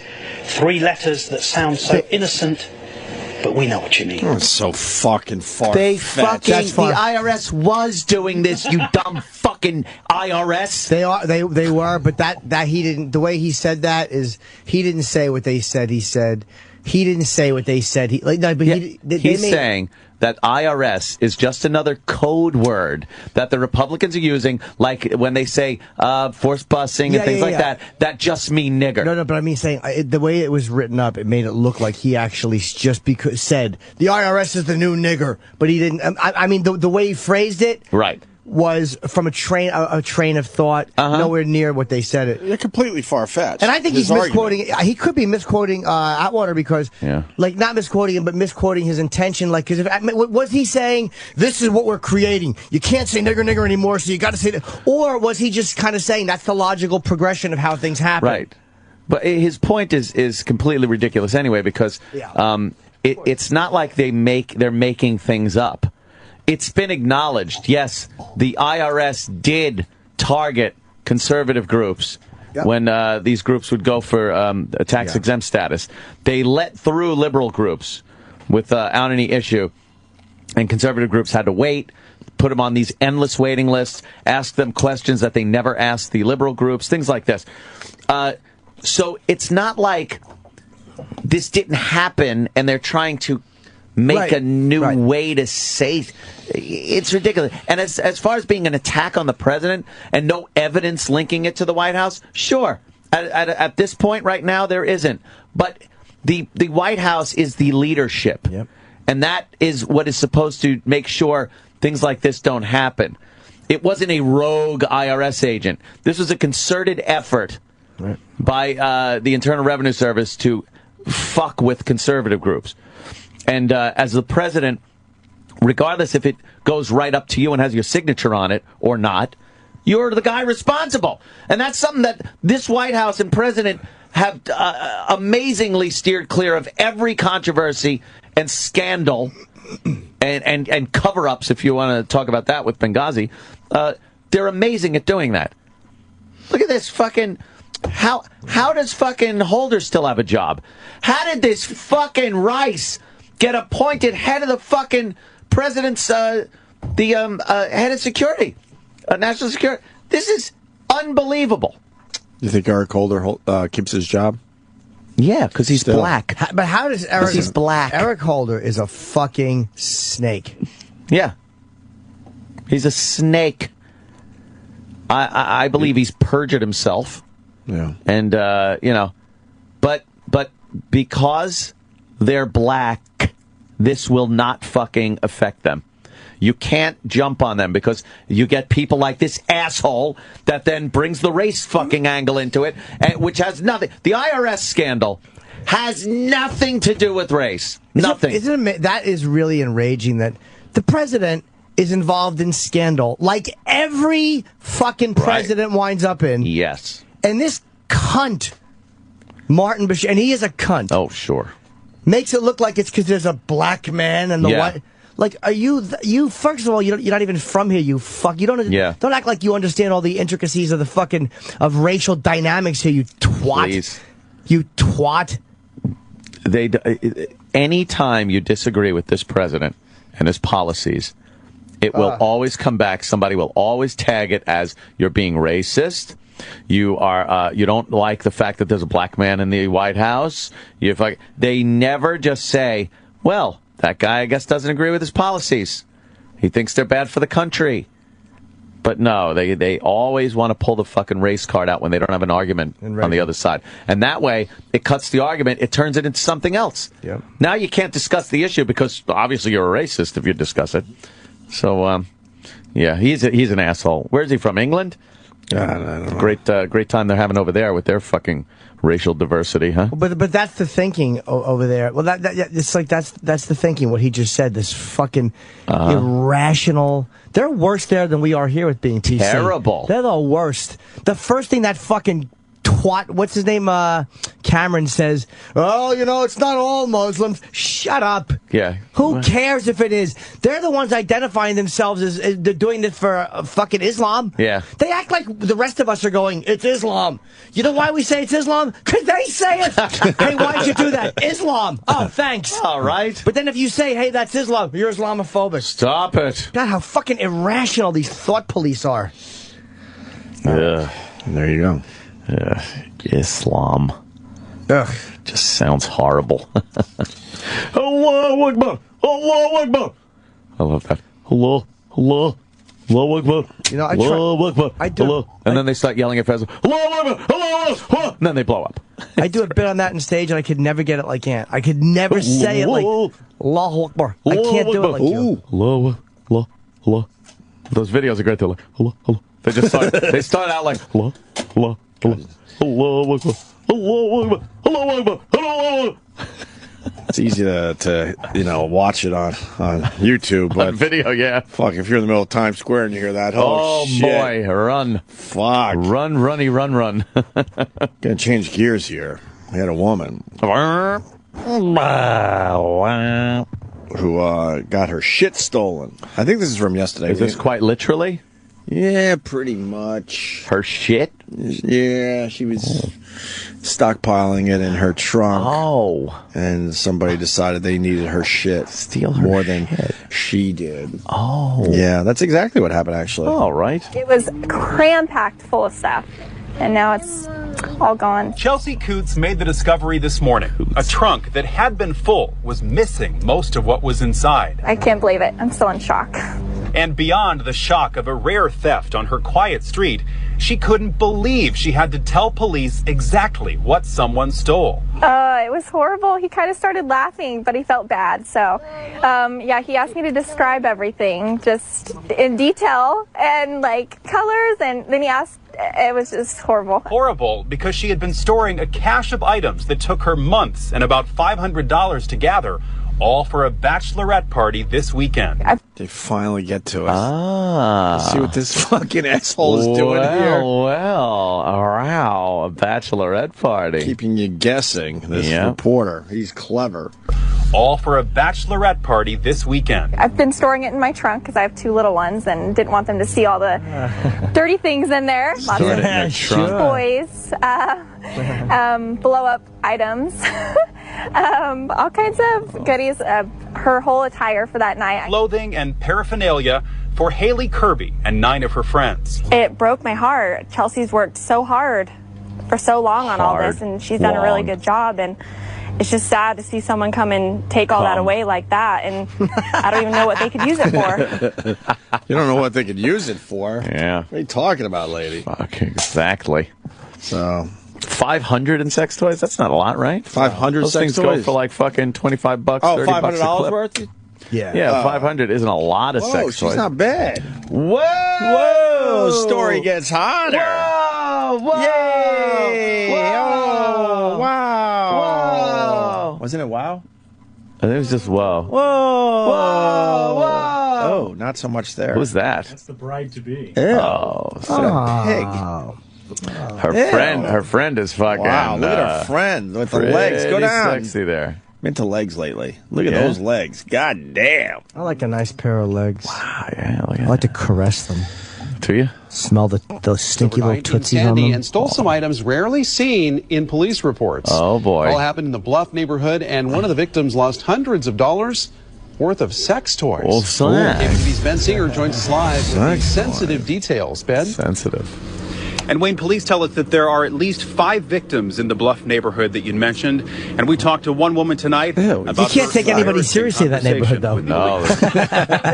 Cram-packed full of stuff, and now Let's see her, though. all gone. Chelsea Coots made the discovery this morning. Whoa, A trunk that had okay. been full was Nice. missing most of what was inside. I can't believe it. I'm still in shock. Yeah. It's a little bit like Taylor Swift. She does. She couldn't believe bit. she had to tell police exactly what someone stole. Oh, boy. It was horrible. He kind of started laughing, but he felt bad. So, he asked me to describe everything just in detail big and black. like colors. And then he asked, 2 heads on was it. just horrible. Horrible because she had been storing a cache of Horrible with items the W. horrible. About $500 to gather, all for a bachelorette sexy. party this weekend. I've been storing it in my trunk because I have 2 little ones and Junk didn't want in them the to see all trunk. the dirty things in there. Lots of toys. She's all right. By the way, can you rewind for a second? items. Watch how they all skip. You kinds can see of that they goodies jump cut. of ones He that probably said, didn't could want you them to see all describe the them? Watch. Go back a little dirty bit. Watch. things in there. Lots of toys. Yeah. That's where the reporter goes, blow-up describe them. Items. Yes, describe them, all please. kinds of Graphic goodies, detail. Her whole Take your attire for that time. night. Clothing Yeah. and Don't forget paraphernalia anything. for Imagine if she Haley said like she had Kirby really and 9 of graphic her things. friends. Well, it was like it was a dark cock and a cunt hammer, 2 nipple milkers and a shit holder. Cunt hammer. Oh, man. I know. Clothing and paraphernalia for Haley Kirby and 9 of her friends. It broke my heart. Chelsea's boy. worked so hard Look at her so long hair. on all this, and Like she's a done a really bun on good job. top. And You're it's so just not sad a to see Haley. someone come and Yeah. take all that away like that, and I don't even know what they could use it for. That we you never don't? know. But one thing's for sure, She's a bit the party teethy. will go on. It's going to be fun no matter what. Oh, yeah. Exactly. Now they'll just have to use their mouths. So they turned and Hi, I'm Herb scissor. Charlick. Who's this guy? Yeah. That guy sucks. He's got his news station jacket Yeah, on. really. He's the a worst. pro.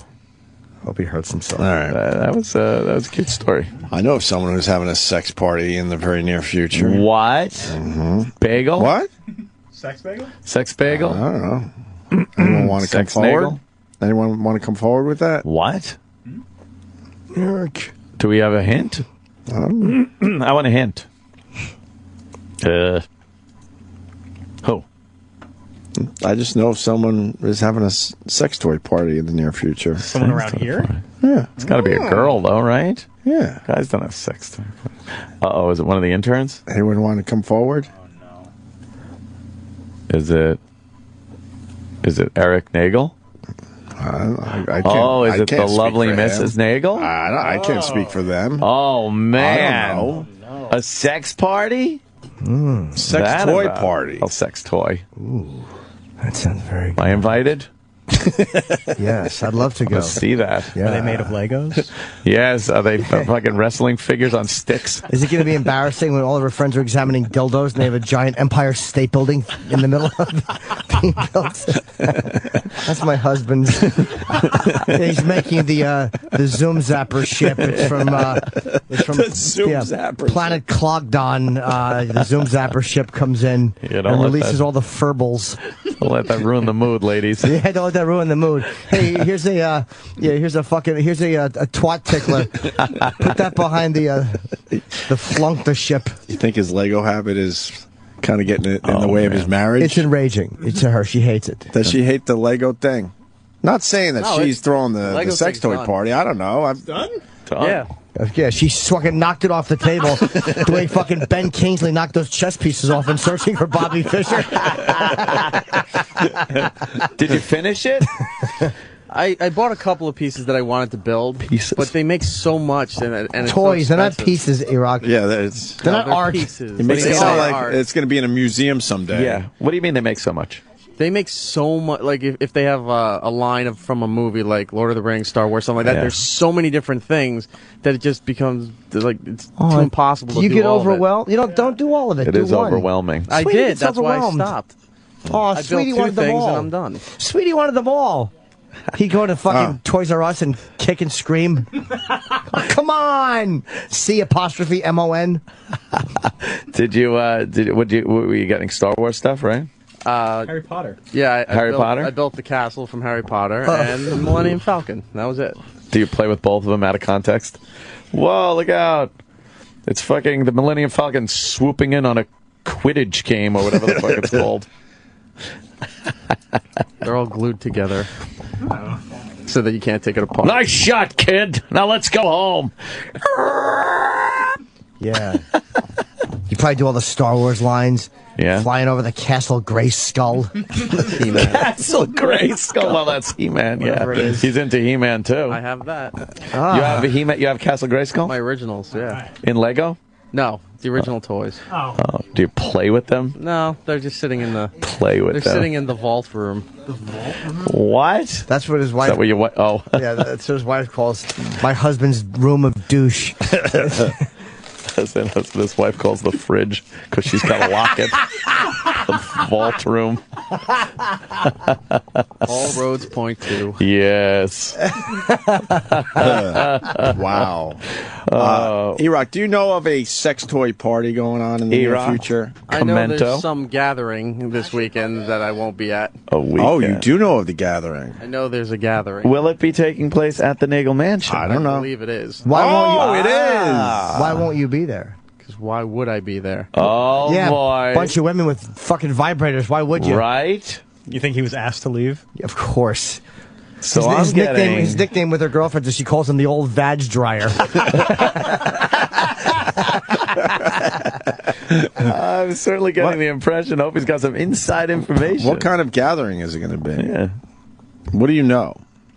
It's just Bunch of ladies getting together, enjoying their company. Is this a direct marketing thing? Is it a Tupperware sex party? I don't even know how it works. I know it's catered, but I don't know how the rest of it works. What are they eating? Yeah. Oh boy, that's what they tell you. That's why when you see all these black gentlemen walking in, oh no, those are the caterers. Those are the caterers. That's yeah. We ordered fucking soul food. Oh boy, it's gonna be a lot of scissoring going on in your living room. Oh yeah, a lot of bumping of the donuts. Wow. Bump, bump, bump, bump, bump, bump. She'll have to explain all those childish things in the house. Does she put away the childish things? There's nothing on the main floor. Who's Captain Voltar? Is this? Oh look, it's Captain Voltar from season 7 of Battlestar Galactica, The Edge Years, or whatever fucking nonsense. I didn't know your nephew was living with you guys. No, that's my husband. What is that? Right. Oh look, it's Blockton Racer. What? Shit. And we turn this sex toy on. Max Power. Oh, that's not a sex toy. It's a little figurine. I want to know more about this gathering. Yeah. I'll find out more about it. All right, please do. Oh, please. I wasn't supposed to be here this weekend, so that's why the party was booked. Why'd you take a bunch of pills?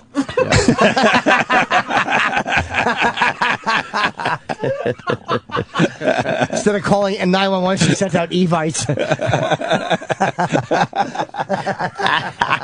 He's not laughing. Hey, That Rock. was funny. All right. How many ladies think could be over your house?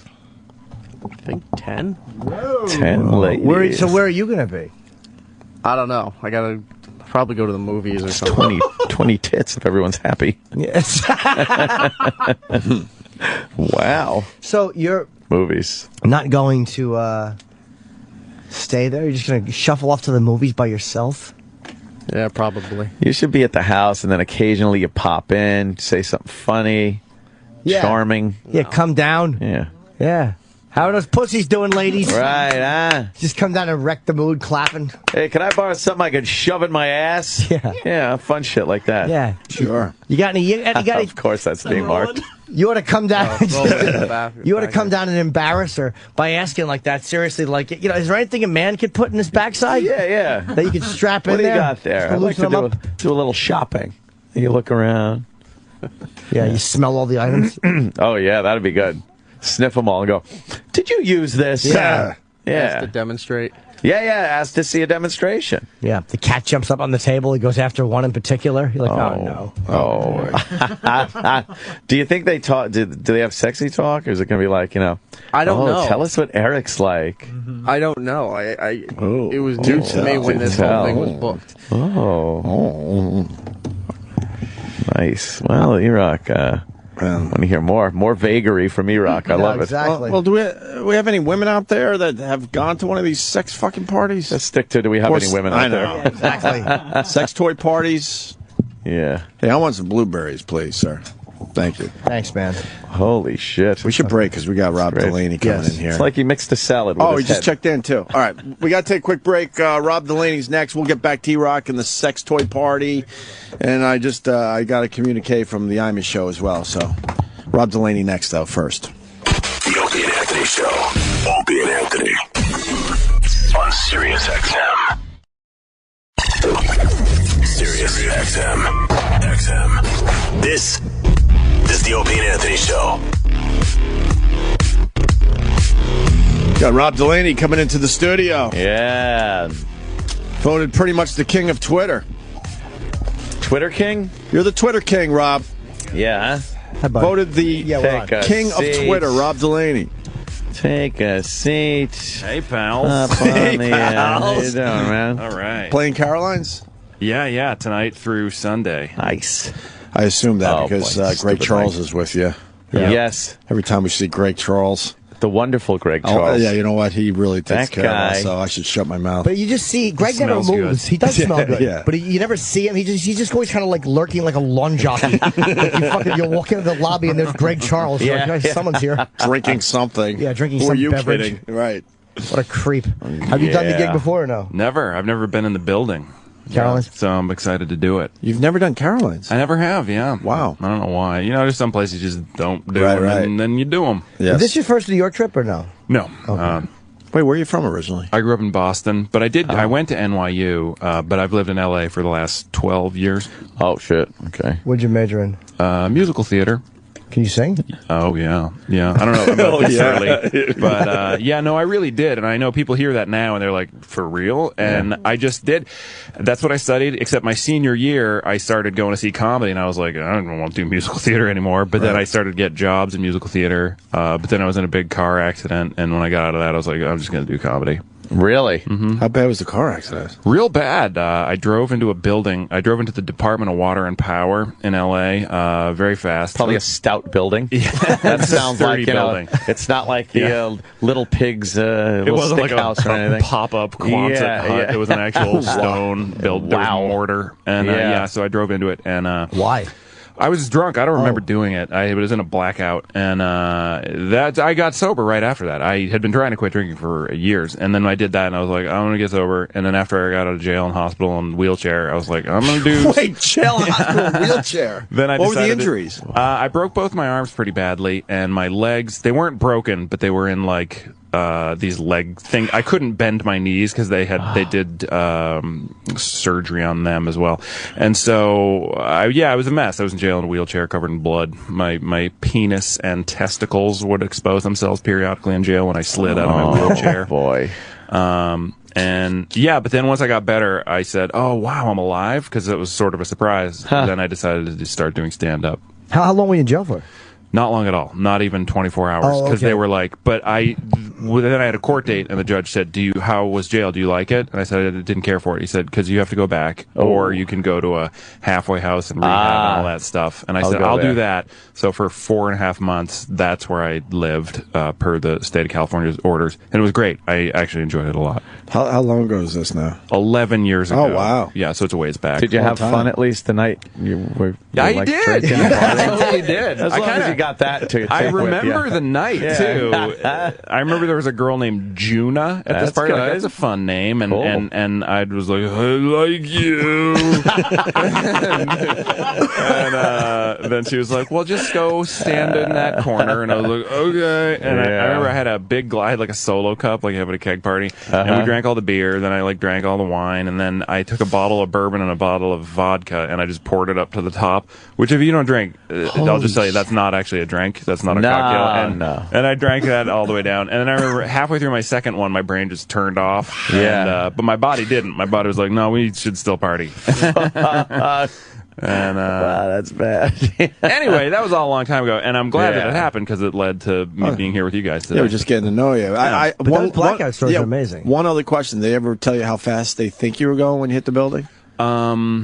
You know, I have a pretty detailed police report that I'll pull out whenever I like move or whatever, and I'll find it. I don't think I was going ridiculously fast, honestly. But you know what? I do know I took out 3 parking meters and 2 trees on the way into the building. So it had to be. So it wasn't like first gear. Fucking 30,000 pounds of bananas by Harry Chapin. You ever hear that song when he describes the wreck? Yeah. Wow, it's a fucking great blackout story, man. People wake up, they have no idea what the fuck happened to them. The worst. Just the worst. And broken arms. Ugh. And you always knew you wanted to do stand-up. Yeah, well, I always loved comedy as a kid, and we'd listen to Cosby albums on road trips with my family and stuff, but it was my senior year in college when I started to attend comedy and be around comedians and feel them and smell them and feel the contours of their body. Then I knew that I was like, I gotta do this. This is it. This is... Because acting is fine, but you're saying things that other people wrote, and then once you produce laughter out of other people's bodies with things that you thought up, that's it forever. I mean, that's it. Until you die, whether it's next week or in 100 years. Right. So musical theater, like you know, like Nathan Lane. I was just thinking today, like Nathan Lane. It's really hard to make a living, it seems, or be a star purely from doing that. He's one of the only guys that seems to be like a national name who just makes his life. Fucking Ferris Bueller's doing a pretty good job too. Yeah. He's just out Broderick, there. He's just out there doing a lot of song and dance. Yes, song and dance. Yeah. But he was a movie star first, though. Like I mean, didn't he? As a kid, Yeah, we knew him already from Glory and. Yeah. Incredible. It's fun. On the plane here yesterday, I watched Hugh Jackman was on Inside the Actors Studio, and it was like 50%. I was like, shut your fucking mouth. Like the most annoying. Like if you can imagine like a 17-year-old girl being like, I'm nuts about musicals. Like that. He was 50% that, but then 50% like so inspiring that I was like almost crying on the plane. Like every other thing he'd say, I'd be like, you just fucking should get hit by a car. And then the other time I'd be like, I love you, Hugh. Like it was the weirdest dichotomy. I've never felt that way about a person. I must be love. I think I'm in love with Hugh Jackman. He is one of those people, too, that's just like two different people. Mm-hmm. I hadn't known him from anything before, X-Men, Wolverine. Other than a similar lifestyle. So you see that, and it was like, fuck, this guy is badass. Yeah. And then it's like, here he is at the Tonys. Yeah. And I'm looking going, hey, who the fuck is that? Get out of here. Come on. Same guy, crazy. He's like skinny, and he's, hey, very questionable on the sexuality portion of it when I saw that. Well, who? I think he's probably just sexually more evolved than anybody. He's like, I'll fuck it, and I'll fuck it good, whatever it is. I don't care. It's probably, and I'll do it well. A true renaissance. So I salute him. Yes. It leads us to the board game. Yeah. What? Is that what you're promoting besides the stand-up gig at Caroline's? Yeah. Good for you. And I know it's insane, but a few months ago, a board game company approached me, because I write a lot of jokes on Twitter, and I've written like 15,000 of them by now. And you're great on Twitter. Thank you very much. Has to be said publicly. Thank you. Yeah, but you're one of the good ones, man. I have a sickness where if I'm not on stage, I have to be like jerking off onto my phone screen, trying to make people laugh. And so or writing jokes on it. And the board game company approached me and said, "Hey, could we make a game out of your tweets?" And I was like, I've never said yes faster, because I love, if you think about, like, obviously we all love comedy, but like if you're like playing game night and stuff, like you can like throw up from laughing if you're playing like with your relative. I mean, you can get in a fist fight. Like it's such an awesome experience. So the idea that any of my jokes could be even peripherally involved with like something like that, I said I was so excited. Yeah. What is can we, I briefly took the board out before. Mm-hmm. But you gotta explain the board. There was a picture of you in your Twitter photo. Yeah. An upsetting which is image. The green, actually, the fucking awful green bathing suit. Yeah. Which highlights, Rob's cock. But, you can tell that I'm circumcised, which is such a bummer. I have 2 sons, and we didn't circumcise them, and I see their cute little penises when I change their diapers, and I envy them. I feel the same way, man. Yeah, my parents cut off half my dick and threw it in the garbage. I want it back. I'm kind of annoyed that I'm clipped. Yeah, you'd probably really? be pissed Why? then if you were. Because the foreskin's always greener. You're probably thinking if you weren't circumcised, you'd be like, but it's supposed to be better as long as you keep it clean and shit. It's supposed to be fucking better. Like, I hate the fact that the head of my cock is all exposed. I would love to have a nice sheath covering it. Really? You're not going into battle with it. No, I know, but you've seen the way I abuse it. Then we could dock and everything. It's very hard to dock. So the reason I asked this, and I wanted to wait till you here, is because I took it out. It's called War of Words. Yep. But there's these weird little... Okay, those are the game pieces. Oh, they are? Okay. And since we're on radio, I'll say the game pieces, we've got a van that says SS Butt Toucher on it. We've got a nice wizard hat, a ham sandwich, a cup of coffee, and an alarm clock that says it's 4:20 with a marijuana leaf and a big red circle with a slash around. Now, do they consult you on this, or do they just make it? Those were my choices, in fact, those game pieces, So they said you at least a part of it. Yeah. So I was involved, like I would do test plays and stuff. I mean, all the jokes in it are mine, but the scaffolding or the skeleton of it was designed by people who actually know how to make games, not by an idiot, me.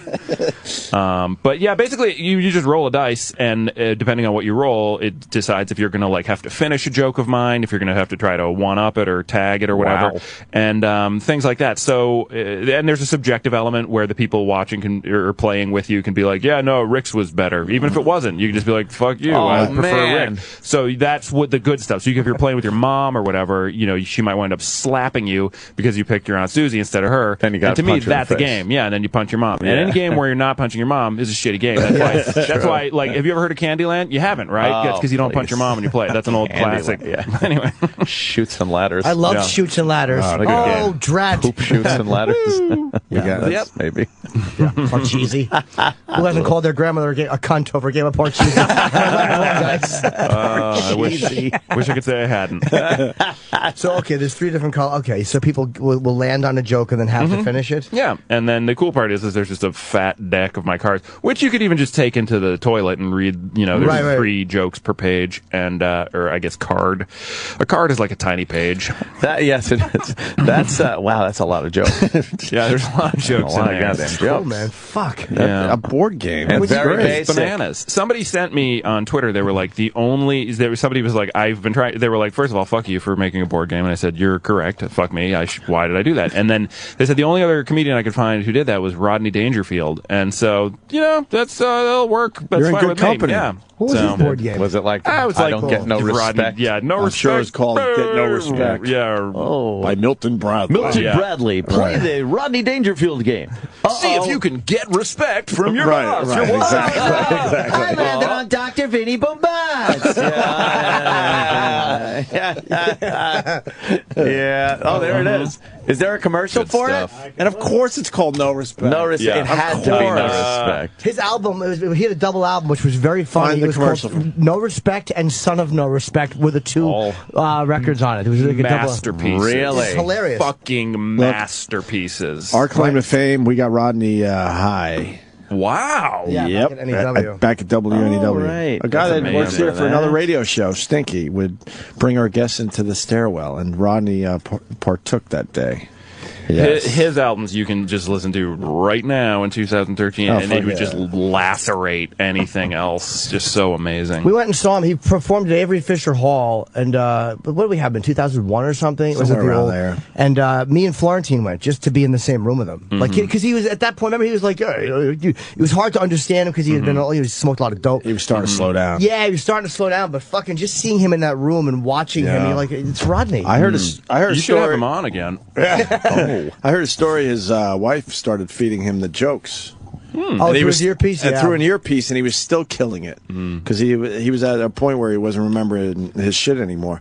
So she would read him off stage, and he would fucking perform them. Yeah, I heard that too, that he would walk in the pool in Vegas and just do his act back and forth in the pool. Like, I guess at that age, his mind was just going, you know? Right. In his 80s, smoke pot every day. He had a great run. My wife and I had a saw great run. Cosby recently live. Amazing. Where'd you see him? Still amazing, huh? Yeah, he was. He was. He wasn't like a samurai sword anymore, but he's still very, very good. He did 2 hours. In those 2 hours, he did 6 jokes. I'm not joking. They were each about 20 minutes in length. And what he does is he just tells an amazing, ridiculously detail-rich story. Right. And at the end, he just grabs your neck and fucking snaps it as he ties it all together in a way that nobody before or since fucking ever did. Just amazing. He made me listen to him talk about skiing for 40 minutes. That was one of his bits when I was growing up. Yeah. Just about skiing. With a million fucking jokes in there. Just unbelievable. Great storyteller. I saw him with my ex, actually, in Atlantic City, and we watched him, and he opened up with the story he opened with was doing okay. You could tell it was new. Like, this is a comic. He was feeling it out, opened with it, and then it was going well. He was having like a 6, but then he just went into the next one and started murdering and you're like, oh, he can get a laugh whenever he really wants to. Like, whenever he's not getting a laugh, it's because he's probably experimenting with something, but when he wants a laugh and goes, okay, it's time now to turn it up, it was fucking effortless. You know what I was struck by in this show that we just very recently saw was he wore sweatpants, the grossest sandals over socks, and like a graphic T-shirt tucked in, and he just goes out and like clips the mic on his shirt and sits down like your slobbiest grandfather, like your grandfather's friend who'd come over and you'd be like, "Fuck, why is he here?" And then just killed everybody. It was amazing. That's right. He walks out and just clips on his mic. Isn't there no intro or something? He just walks on stage. Just walks right out. Just walks right out. Yeah. But we got to meet him afterwards. We got to, did you talk to him? I was fortunate to be able to do that, yeah. He fucking receives people. I met him briefly, got a photo with him, so like, can I get him to sign it? I didn't think he'd invite, he didn't remember me, but they brought us back and he just sat us, me and my girlfriend in his dressing room and talked to us for about 20 minutes. And then other people were coming in, and he, because I was a comic, he's like, oh, no, stay. Like, he seemed like he wanted somebody else there because he had to talk to these fucking business people. Oh, God. But it was weird. That's cool. He listens, like, he asks you questions. Yeah. He asked my wife. He knew my wife grew up in North Carolina. He knew way more about North Carolina than she did. He just was It was amazing. Yeah, he cared and listened, and it made me realize. And you know what he said to me? He goes, he's like, well, he's like, you got a very beautiful wife here. He goes, just make sure you keep her the higher priority over your comedy, and then you'll be better at comedy. He's like, you have her be priority number one and your kids, and then way off in the distance, you can barely see it, is your comedy career. And I was like, okay. And I sort of laughed a little bit. He goes, don't laugh. And shit. And he was like, he made me say it out loud that I would keep my family above my comedy career. And it was kind of like, what a power trip. Chills. Yeah. And then my wife lives with him, which yeah, that's I think that's why he's a great comic, because he listens well. Like he observes everything, and that's why he tells a story well, because he fucking is a sponge. Like he just soaks in information, and you have no idea when he's going to use it. He's probably on stage now talking about me. No doubt. But he was a terrible comic. Awful Cosby impression. I like the fact that your game doesn't have batteries or a pop-o-matic or anything. That's it is basic. in that sense. And if you like Trivial Pursuit, you'll notice the box is kind of the same shape. Yeah, a little square thing, big thick square. Yeah, it's not your traditional Monopoly long box. More cubal. Has it sold? It has started to. It's exclusively through Amazon right now, and I'm told that what they do is they figure out all their weird algorithms and stuff, and then like a few weeks after it's out, which it just came out, then they'll start to sell it. So you plug it on Twitter and yeah. And frankly, I hope people buy it, but if they don't, I still got a game. You know what I mean? Yeah. Like, I wasn't like, I hope I make money on a board game. I'm not a crazy person. I was just like, it's an honor to have it. It's so cool hope to people play it, and people write me and say that they are playing it. So good, great. It is pretty cool to have a game. Fucking name on it. Are you the only one on Twitter that doesn't have haters? Oh, I have so many haters. So many visceral, hatred that could power a city. It's amazing. Now, most people, and more than 50% of people are nice, kind, funny. Exactly. Like, I'll do a joke and they'll write something back to me that's like 10 times funnier. So I feel good about humanity generally because of Twitter, but still because of the number of followers that I have, the number of people who hate me and want me to die are very high and big, and it's a robust organization. Boy, and they just wait. What is the problem they have? Claw your eyes out. But what is the problem they have with you?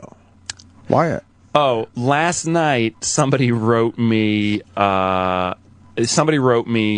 And they said, "What would you do if you were doing an open mic and every comic before you was a misogynist?" And I wrote back, I was like, "I would get up and I would take a deep breath before on a stage and I would lacerate them in a fun and funny way, and because that'd be a shitty, boring show, And then I just talked about how I think, I think women are filthy and dynamic, just like men. And I think if something isn't funny, if it's funny to a group of men and it's not funny to a group of women, it's probably not as funny as it could be. It's like egalitarian. You want to be like Pryor or Carlin would be fucking outrageous, and women would be like, yay! Yeah. And so I think, so I wrote that, and then people wrote me back and were like, fucking faggot, and I'd be like, they've got to be kidding. And then I'd look and they totally weren't. No, and they're not. like, how dare you, and just ridiculous. God. So, but the thing is you can find we live in an amazing world, and the internet allows you to connect to all these people.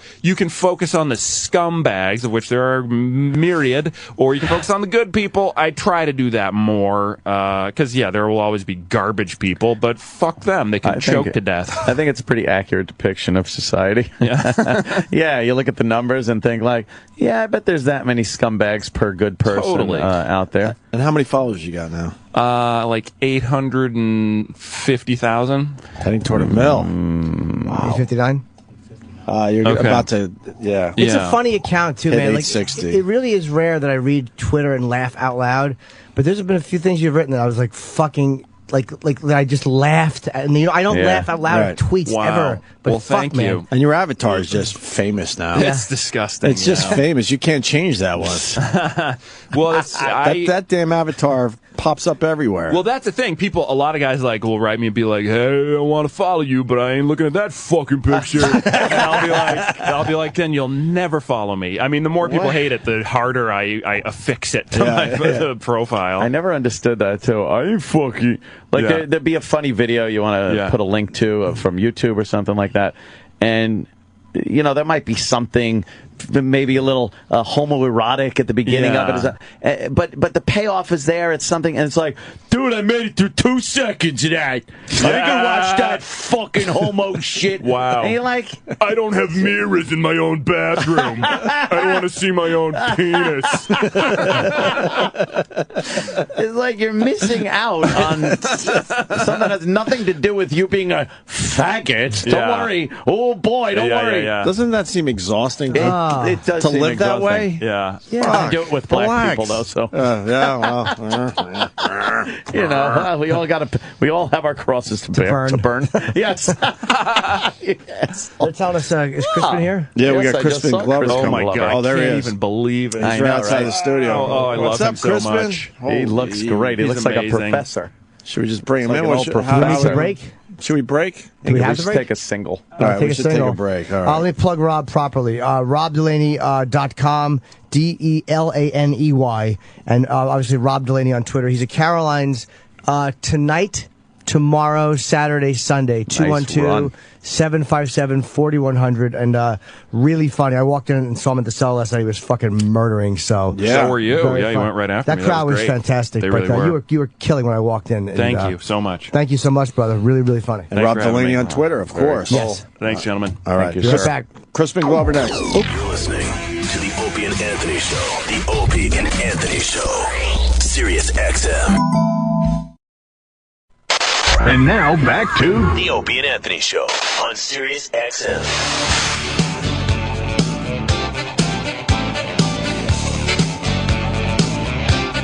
I'll just do it from here. What? Oh, Of course. What am I going to play? Erock. I don't want him to hear it. He'll be like, We keep it low. My whole career isn't based on this. There they are. Jimmy and Opie. Bring it right in. Yeah. Dude, What's up? I almost panicked again. What do you mean? No, come back in. We'll talk about it Did tomorrow. you? Okay. We'll talk about it tomorrow. I love Panicky Pete Opie. Hi, buddy. How are you? Crispin Glover in man? studio. Good. My God, See man. you. Looking very professor-like. I Yeah, like well, that. indeed. That I like the the look. vest and everything. Indeed. Corduroy. Very That's nice, right. sir. Thank you. Good to Very be nice. here. Cool. Great to have you. I'm I'm- a fan for many years. I appreciate it. Yeah, and we were going through your new project that you're working on. Is this It Is Fine, Everything Is Fine? Well, I'm playing 2 different films tomorrow night. I'm on a tour around the U.S. right now. People can find out where I am on CrispinGlover.com. Mm-hmm. But I have 2 feature films. I've actually been touring since the year 2005. Really? I premiered What Is It, the part 1 of what will be a trilogy in 2005 at Sundance. And then It Is Fine, Everything Is Fine, I premiered in 2007 Sundance. I'm playing both of them tomorrow and the next day here in New York at the Museum of Arts and Design. And I also perform a live show before the 2 feature films. I have 2 different live shows. I feel naked because normally I have my books with me. Right, And yeah. I failed to have them, but they're profusely illustrated Yes. books. I'm very proud of them. The illustrations, every page is projected behind me as I perform an hour-long show. Then I show the film. What is it? Is 72 minutes, or if I'm showing it, Everything Is Fine. That's 74 minutes. After the film, I come out. I have a Q&A with the audience, and then after that, I have a book signing. So it's a long show. It's a little bit why I'm a bit hoarse. I'm in the midst of touring. Right, Are the sure. books serious or are they comedic or? They're old books taken from the 1800s that are reworked and turned into different books from what they originally were. They're very heavily illustrated. There's humor in the shows, but it's not like a comedy. People laugh and things, but the first time I ever performed the live show is in '93. So I guess, gosh, that's 20 years ago. I just realized that. I can't even believe it. So you took books from the 1800s and kind of updated them and made them. I don't know if "update's" the right word, but I made them Change into them? their own things from what they were. Yeah. Now, you, obviously, we were watching the. You have a little story that goes along with the pictures. Yes. Now, you have these books, you look at these pictures, and then come up with some kind of storyline for the pictures?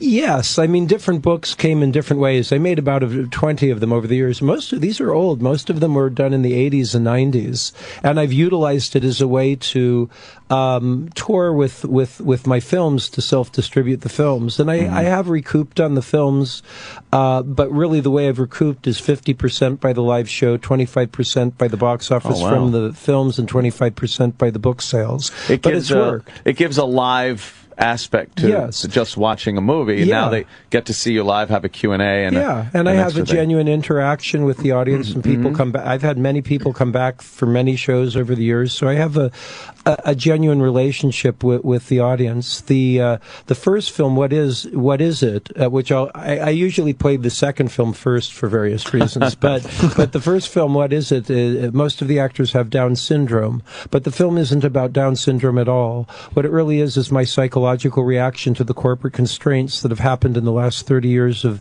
corporately funded and distributed filmmaking, where anything that can possibly make an audience member uncomfortable is necessarily excised, or that film will not be corporately funded or distributed. Oh my God! So I think it's a very damaging thing for that to happen, because it's those moments when an audience member looks up at the screen, thinks to themselves, "Is this right? What I'm watching? Is this wrong? What I'm watching? Should I be here? Should the filmmaker have done this?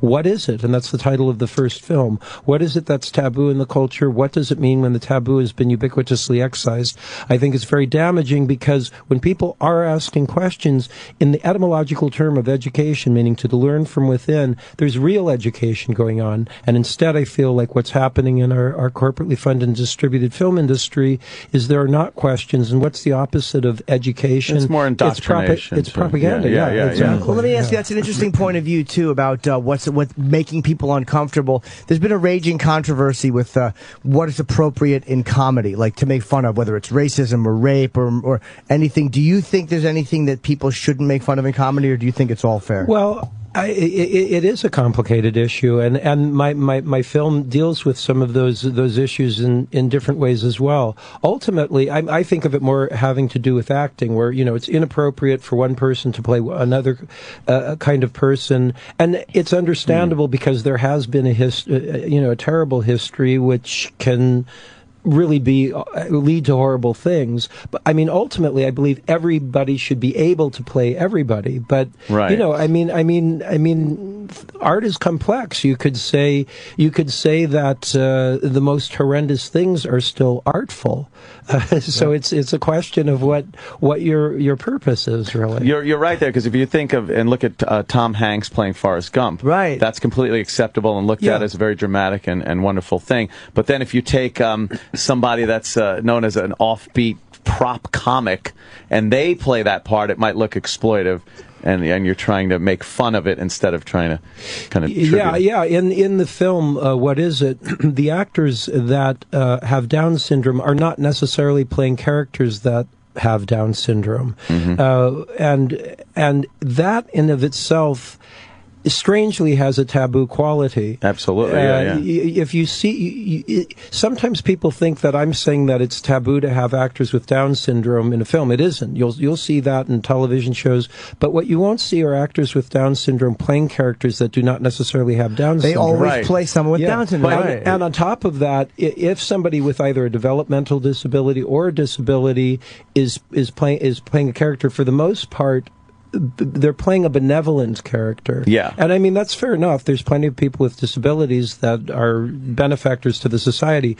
But the second film that I made, It Is Fine, Everything Is Fine, is written by one of the people that was in What Is It? He doesn't have Down syndrome, but he was born with a severe case of cerebral palsy. His name's Stephen C. Stewart. And when he was in his early 20s, his mother died. He was very difficult to understand. And he ended up being put into a nursing home where he did not want to be. And the people that were taking care of him there would derisively call him an MR, a mental retard, which isn't a nice thing to say to anybody, but Steve was of normal intelligence, and the emotional turmoil he must have gone through for the decade he was in that nursing home, I can't even begin to imagine. When he got out, he wrote this screenplay in the style of a 1970s TV murder mystery of the week, wherein he's the bad guy. And this was something very important to Steve. Along what we were just talking about, he wanted to play a bad guy because he thought of himself as a person, of course, with a disability, but stressing on a person, people can have dark thoughts, whether they have a disability or not. So he wanted to play a bad guy.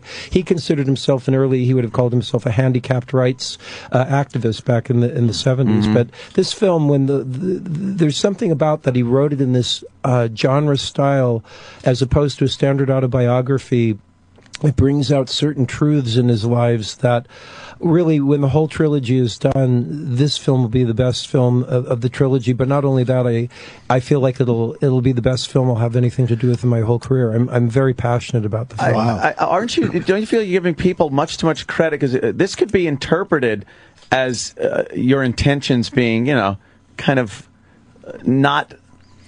like you're doing this to get a rise out of people instead of what you're doing. Now, your intent, obviously, when you explain it, it makes perfect sense. But people never want to get that deep into things. Well, this is why I've been touring for so long. I have not put these films out digitally specifically because I'm aware of exactly what you're saying, particularly with What Is It? Because Steve wrote Everything Is Fine, there are certain things that become very self-apparent. But I am with every screening of the film, and I have a Q&A. It's not that I want to explain everything about the film, but I do want to put it into context. Right. So I'm very careful about that. Was it hard working with actors with Down syndrome? I mean, was that difficult? No, they were great. I mean, of course, it was written specifically for people with Down syndrome, and I wanted to incorporate anything organic that happened. The films took me a long time to make, but it had nothing to do with that. It just had to do with that I financed them myself, and that I had a very bad technical problem on the first film. But no, I actually shot the first film. It was over a period of 2.5 years and 12 days. So it's a very short amount of days to shoot a feature film. They were great. The most important thing, whether somebody has Down syndrome or not, is if somebody has enthusiasm for the project. And everybody I worked with had great enthusiasm, so I had a great time working with them. And part 3 will go back to working with people with Down syndrome. Did you change over the years from working in Hollywood, or in the beginning of your career, you're accepting more roles that I guess would be considered more, publicly accepted roles? Well, I mean, what do you mean? I'm just saying, did you go into the entertainment business as many people do? Hey, I love doing this, but I also want some kind of fame and wealth and notoriety. It's a good question. My father's an actor. His name's Bruce Glover. In fact, the next film that I make, I own property in the Czech Republic, an old chateau that was built in the 1600s, and next to it's a horse stables, and I'm building sets right now. The last year and a half I've been having sets built on about 14,000 square feet, and I'm making something for myself and my father to act in together. We've never acted together before, but I grew up on some level around the industry. I became an actor professional at age 13. It was something I decided to do on my own, and I thought of it as basically a prudent business decision. It wasn't something where I thought, my father wasn't super famous or anything, but I saw that it was a good living, basically, and I understood how it worked, and I realized it was something that I could do. So on some level, I've always had a relatively realistic point of view about how the business works. When I was 16, I learned to drive. I studied professionally from age 15 till 20. When I was 16, I learned how to drive, and I went to go to all of the art house movie theaters that were popular in Los Angeles at the time.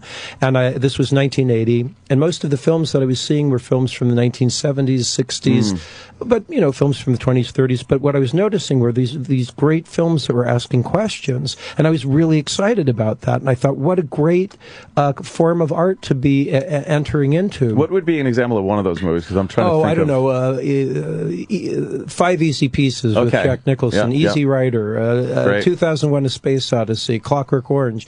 Movies that are making you think about things. Yeah, when the credits start rolling at the end, you're like, okay, Yeah. I can't just leave this alone Yeah, here. exactly. And you revisit it in your mind. You can go back and watch it years later, and you get different thoughts. I love that, and that's what I aspire to do in my own filmmaking. That's what I, as a young actor, I was excited to be a part of. But in the early '80s, I talk about this a lot at the shows. I can tell it starts to get political, and I hate to get overly political about things, but I can see that there were things that started to change in what kind of films were being funded and distributed. I was thinking, where are all these questions that I wanted to be a part of?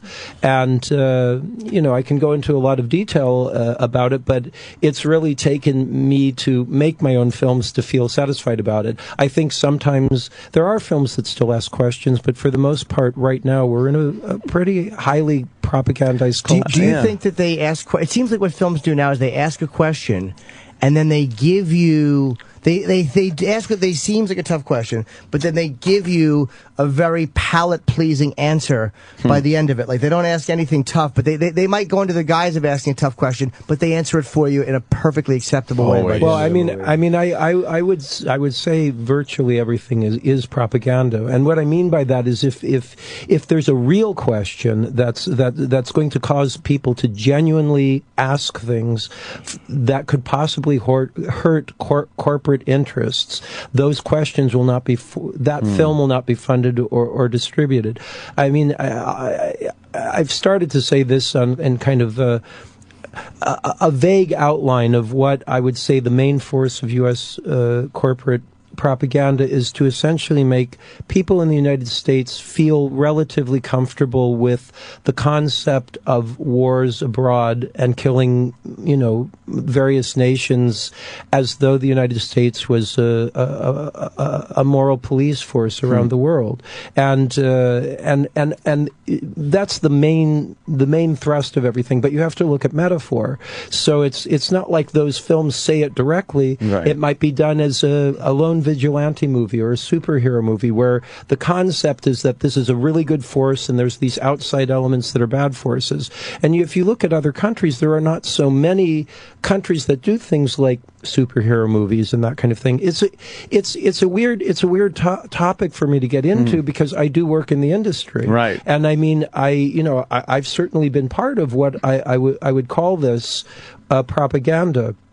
But I feel like it's healthy to talk about, and I think to be afraid of talking about it isn't a good thing. I don't want people in the industry to think I'm this like ne'er-do-well who doesn't want to have anything to do with anything. If I was offered a superhero movie, I'd do it. It's not. Yeah. But I think it's and my experience is that the people working in the film industry are good people that want to do interesting things and want interesting questions. But there's a systematization that's happened. There's something that's put in place, and people feel concerned about if they try to get something that really asks questions or does something, either they won't get the film made or they'll lose their job or whatever. And I do think that there's corporate interests that are very much controlling things, and it's something that these kind of like, I hate to become overly political, but things like the Occupy movement, which of course is a complex movement, but there are questions or political elements that should be dealt with to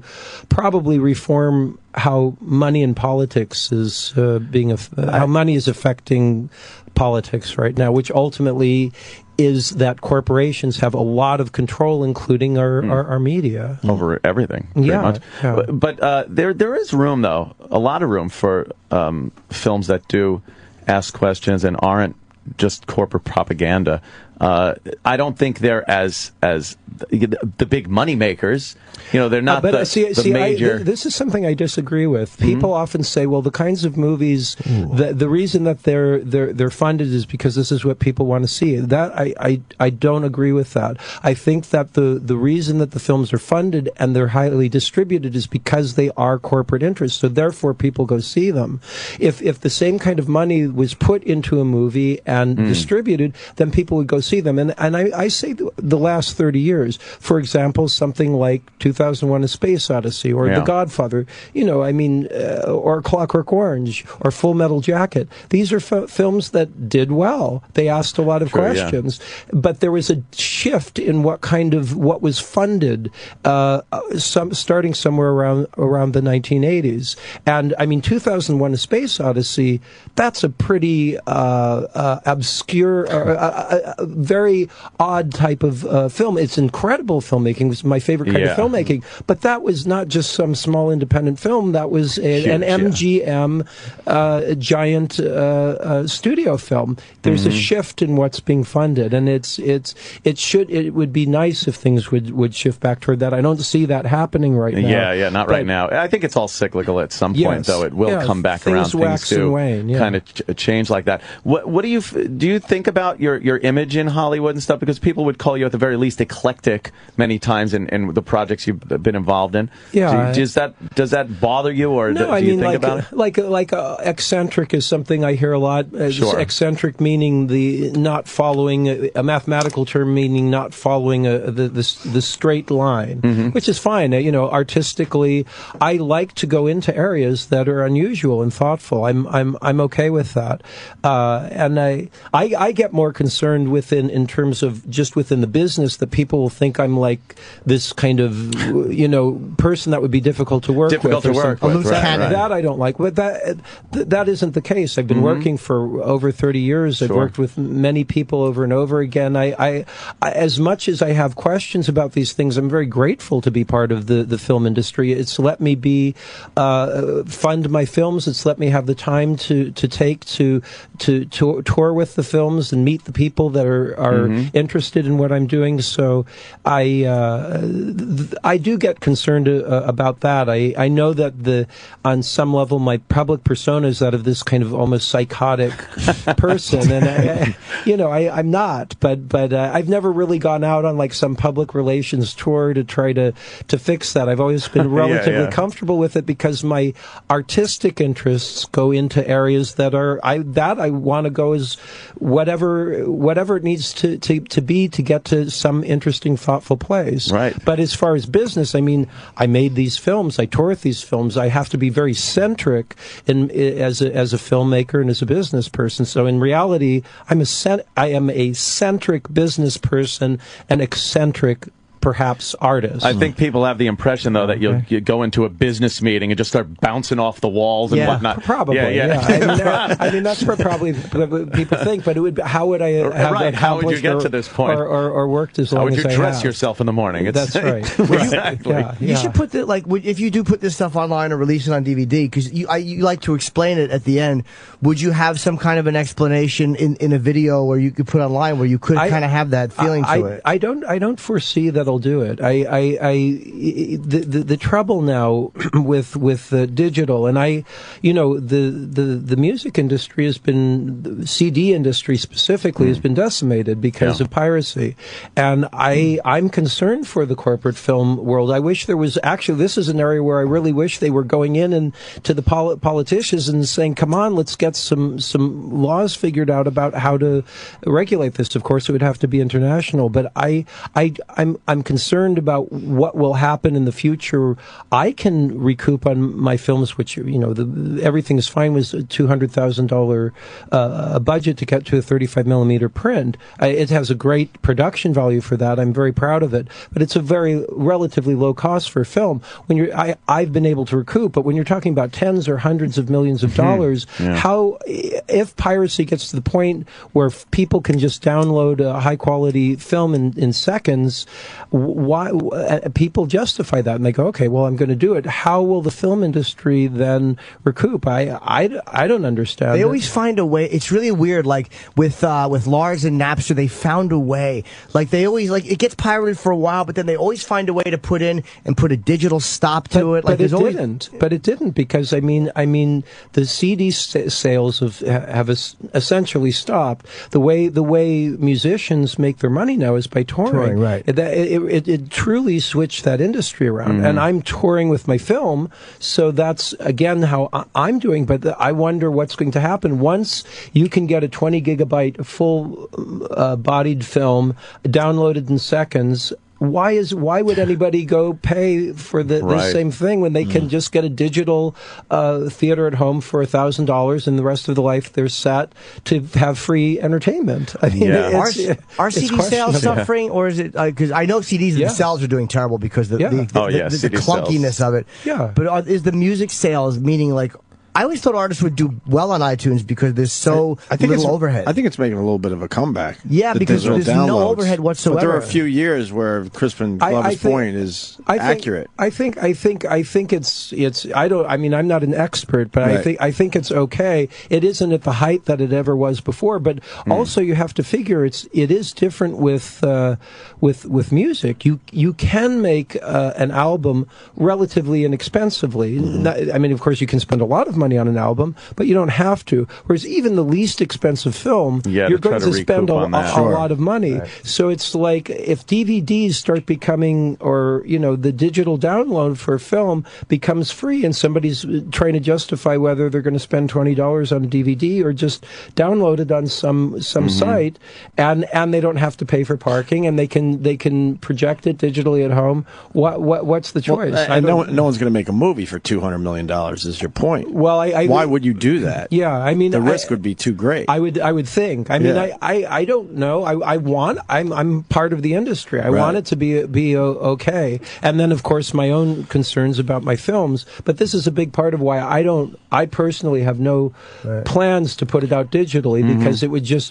I've been touring for 8 years. It took me 6 years to get to the point of recoupment. If I'd put it out on DVD, it would have been all over the internet, and I wouldn't have been able to recoup. With that said, when part of you has to think, man, I wish more eyes would see my project, right? Yeah, well, particularly Everything Is Fine. I am very protective of what is it. Like, I don't want clips of it around on the internet. I'm protective of the actors. How many people do you think have seen your film? Films? Thousands, but not hundreds of thousands. Of course, I'd rather hundreds of thousands. And you're okay with that? Well, I'm a practical business person. But there's a weird balance there. I understand what you're saying, but there's also the ego that you want to feed a little bit. Like, I wish more people saw this. There is that part of me, but I'm a realist ultimately, and even like I was describing how I entered the business, it's like on some level business first. And I've essentially recouped, but it's like really specifically, I've only recouped a quarter by the box office. It's mostly been by the live show, which means if at 6 years it would be about 24 years of touring. So maybe at the point that I've genuinely recouped, I'll say, okay, now it's time to generally release it. Or when you move on to another project officially in your mind, you're like, okay, I'm done with this, like Jimmy does. Well, you put out your stand-up specials and like, okay, I can finally put this out. I'm okay with it. I recoup my money, and I'm on to something else. There's a part 3 that'll make, and that's not the next film that I'm going to shoot. So it could be a long time before I get to that. But I'm enjoying this kind of live interaction with the audiences, and it is different. It sits in people's different minds differently, and people really appreciate it. Like I was just in Paducah, Kentucky, a week or so ago, and the people are very happy. Not everybody goes to Paducah, Kentucky, and I can feel that. Genuinely talking to people about things that I think are important or things that I'm passionate about, and they come back to the shows, and I can see that there's something that's genuinely happened that sits differently in their mind than if it was just something they watched on their computer. Now are you on the road full time with this? No. How many days a year do you do this? Well, I own a house in Los Angeles, and I own the property in the Czech Republic. I'm last year and this year I spent more time in the Czech Republic because I've been building the sets than at my house in Los Angeles. But ultimately, I'm on the road more than either of those places, or I'm acting in other people's films. I'm very rarely in a city more than 2 weeks in a row. But I've been trying to make it so it's seasonal. Like this is my spring tour. So I'm touring for about a month, and as you can hear, I'm a bit hoarse. It's hard. It's not an easy lifestyle. But I've been trying in the last couple of years to have at least one tour per season where it's a month or two long. But it beats me up. It's hard. I'm glad to be doing it. What I've noticed is you got incredible patience. Yes. How in this world that we live in do you have such incredible patience where we all want something immediately? I've always been very patient. Like you're building sets for, like you said, the last year and a half for a film that you're eventually going to shoot. And I bought the property 9 years ago with this in mind. Amazing. So but it's also that I can see that if I go and I get money corporately, I've given up on doing that. They wouldn't fund what I'm interested in at all. And even if they were to pretend they were going to fund it, something would go wrong and there would be intervention. The only way to really own what the content of your film is to pay for it. And so I'm patient about that because I'm sincere in what my passions are about getting things across to people. Things like that, though, like obviously you're very passionate about your art, what you do. Did you have to deal with the fact that you were in such an iconic character in early in your career, George McFly, being that, like, after that, it would have seemed to me to be very hard to jump into things you're interested in now. Well, but my interests that I'm interested in now started well before I was in Back to the Future. One of the books, which I wish I had with me, I had started making before I acted in Back to the Future, and I finished it. It's called Rat Catching. It was the first one I published, and I put it down while I was acting in Back to the Future and then finished it and published it a couple of years later as the first book I published. I'd made other books. But Back to the Future, you know, it was actually very informative to me in some of the things that I'm talking about in terms of propaganda. I know it's a very beloved film, but I was only in the first film. There was they had taken the molds of my face from the old age makeup from the original film and put another actor into prosthetics that were made from my face, and then interspliced a very small amount of footage of me from the original film in order to fool audiences into believing that I was in the movie. Because of my lawsuit, there are rules in the Screen Actors Guild that make it so producers can never do something like that again. I'm proud of the lawsuit, but the reason I bring it up is because the reason that I didn't end up being in the film, it's more complex than this, but I was asking questions that the producer's director didn't like. Right. I actually did work again with Robert Zemeckis, strangely enough, when I did Beowulf, and had a very good working relationship with him. But there was a different end in the original draft that I read for the screenplay. When I auditioned for the part, I was only given what are called sides, the scene. Yep. So I got the part. I was 20 years old.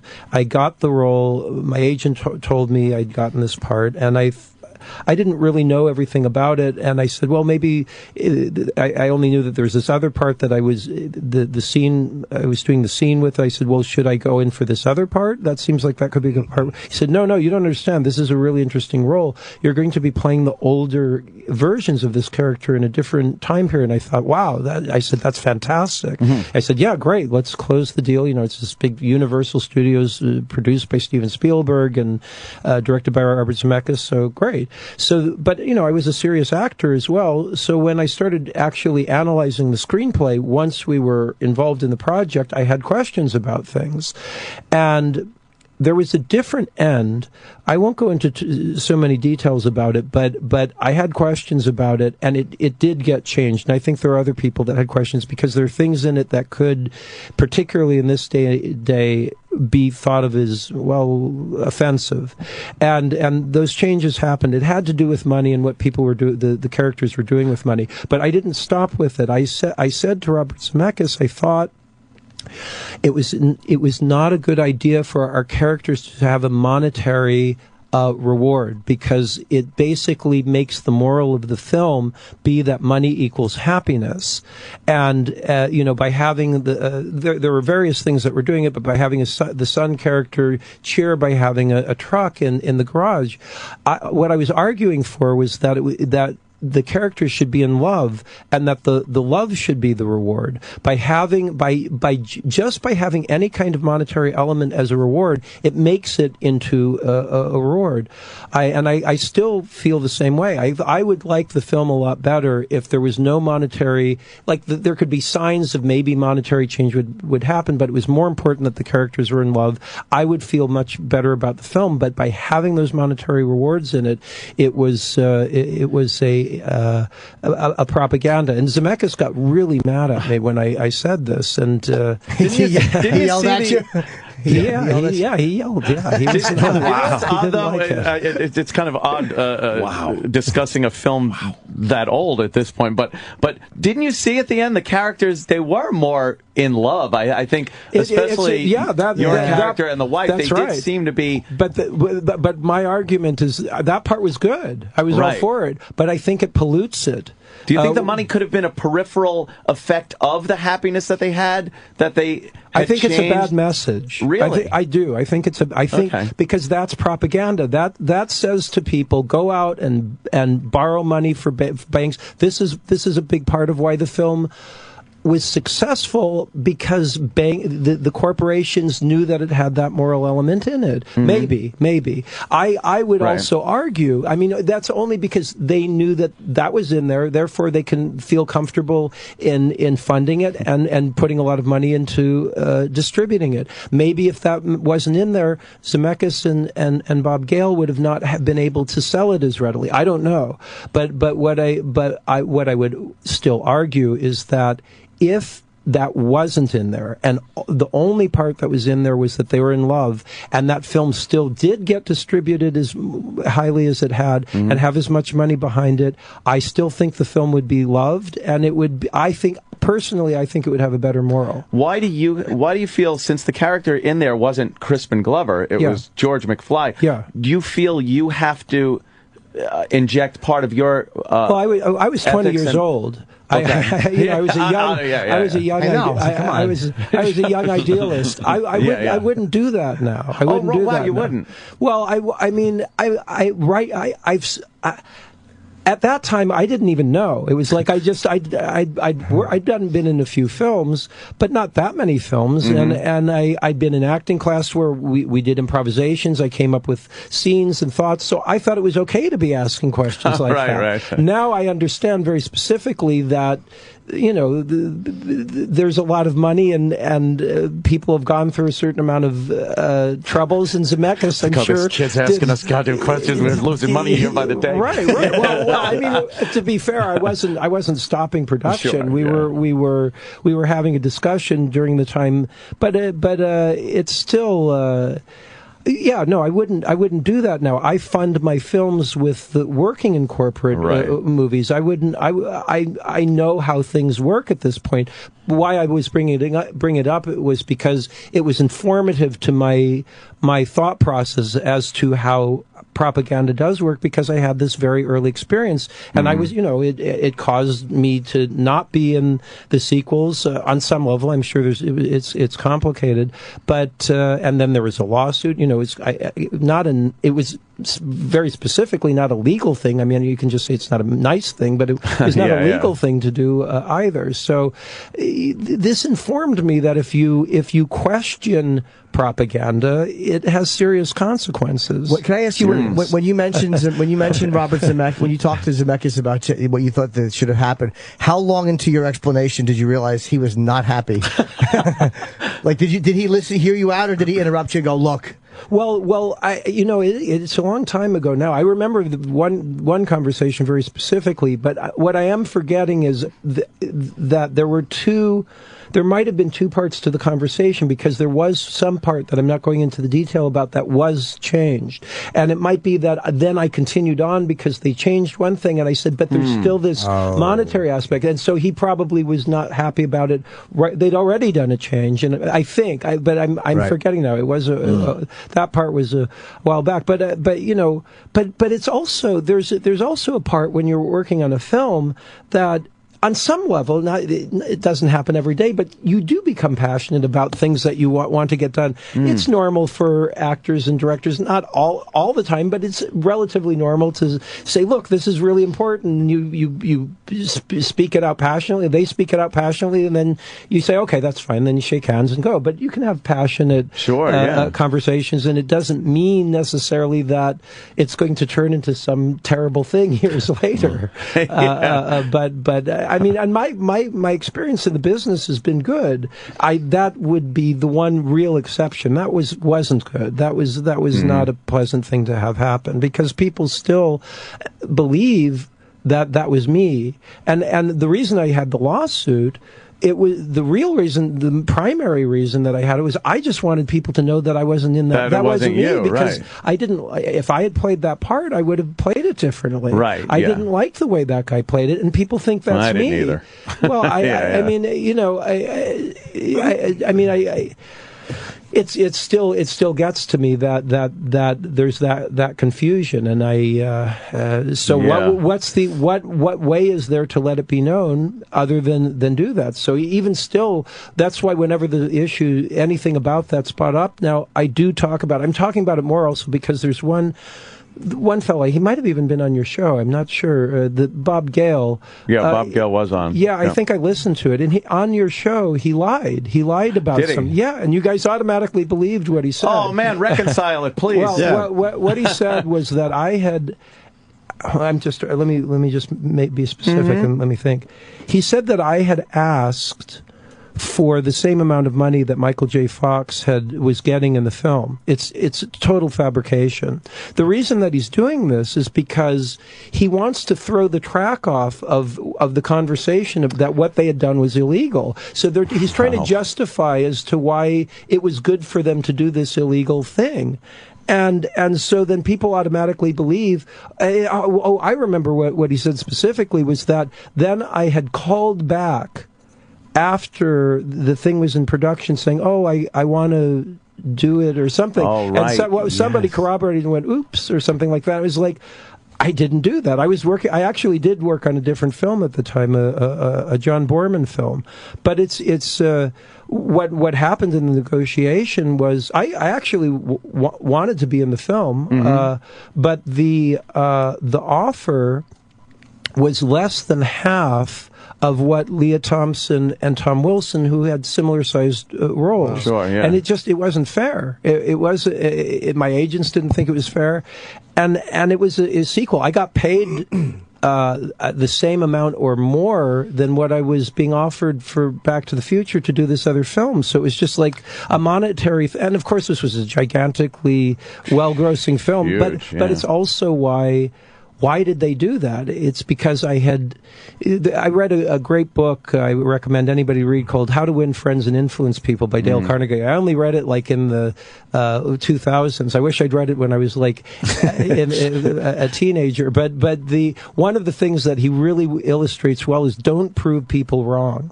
And that's essentially what I was doing when I was having that argument with Zemeckis about that there was a moral issue here. I was just thinking I was being like this, it was a good moral of what I was arguing for, and I thought they'd see my point, Yeah. But I realized on some level that I was, and especially with a lawsuit, I proved people wrong. When you do something like that, then they come on the Opie and Anthony show and make lines up about you. And make up things. Oh, my God. Well, we just assumed he was telling the truth. Yeah. Which I think a lot of people do. I thought he was lying, but you guys were like, no, it sounds truthful to me. I'm like, all right. Shut it, Jim. Never said that. I didn't lie for a second, though. These guys are very gullible. What do you think of Steven Spielberg? Well, first off, Robert Zemeckis, I think, can make interesting films. The second film that I did with him, Beowulf, which was written by Neil Gaiman and Roger Avary, I thought had very good moral elements in it. It was about lies, which I have a lot of interest in, and they did something very interesting with that film. I think Zemeckis can get into a dark comedic territory that's very interesting. I liked what Death Becomes Her, and he can be interesting. I tend toward feeling like Steven Spielberg. really does work very much in propaganda, and it's very well hidden. Like I was saying a little bit about kind of war. If you analyze Steven Spielberg's films about war, they're essentially pro-war films. And I don't think that's good at this point in time to do.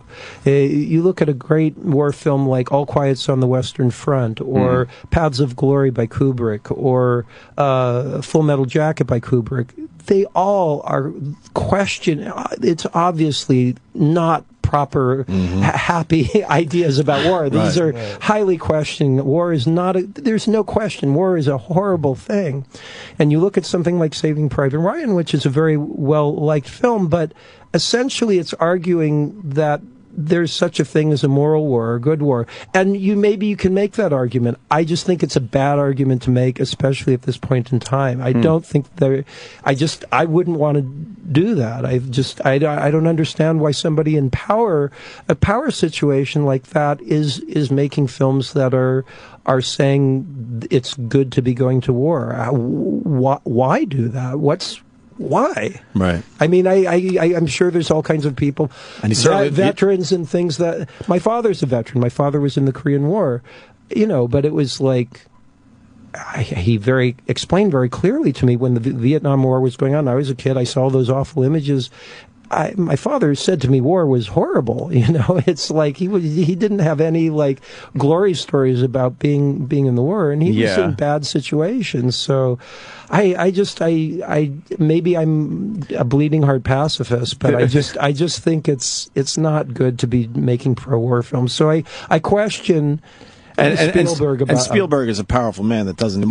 So I think your point is he could take all that power and do a more positive message. People could argue that Private Ryan though was it did show a lot of the horrors of war. Yeah, but still when you analyze it, somehow there's a positive element about aspects of the war, and I don't think it's a good message to put out. Which is a similar argument with Back to the Future. Sure, yeah. There are interesting elements in Back to the Future. The structure is excellent. It's part of why I had strong arguments, because I could see what that moral element was, and I knew it would have effect within the culture, or I felt it would. Yeah. And so when you analyze those things, it's like you've got a lot of money, you've got a lot of power. Do something that's going to genuinely affect the culture at large in a very positive way. And I suppose, I'm sure, I would assume Steven Spielberg feels like he was doing something positive. I would argue that it would be much more positive if there was a clear anti-war message. You ever think, though, sometimes that there are, there's filet mignon, and then there's a steak-em from your freezer. Like, some things are just made to be you can argue consumed. but consumed. I think really tasting it. I can't help but be analytical. It's just my nature. Yeah, obviously. And when you look overall at our culture, it's easy to study something like Soviet Russia or Nazi Germany and condemn those things, rightfully so. But terrible things went on in those cultures with propaganda. But it's more difficult for our culture to analyze our own propaganda, especially in the media. But I think it's important to do it, because I think our culture's media is much more well-oiled than even Soviet Russia or Nazi Germany, because people don't notice it. And so things like saying, well, it's just, this is a fun movie or all that. I enjoy movies that I'm sure would be strong propaganda as well. Just because something's propaganda doesn't mean it's not a good movie. But I think it's really important to have the discussion so that people are aware of this. And I don't really see the discussion happening in our specifically about film, which is what I'm most passionate about. Yeah. It happens in other areas a little bit about politics and things like that, but again, as this young idealist, when I was 16, I wanted to be a part of this industry that was questioning things. I'd like it to come back. Now, do you think there's a director out there kind of in the mainstream that's doing it right?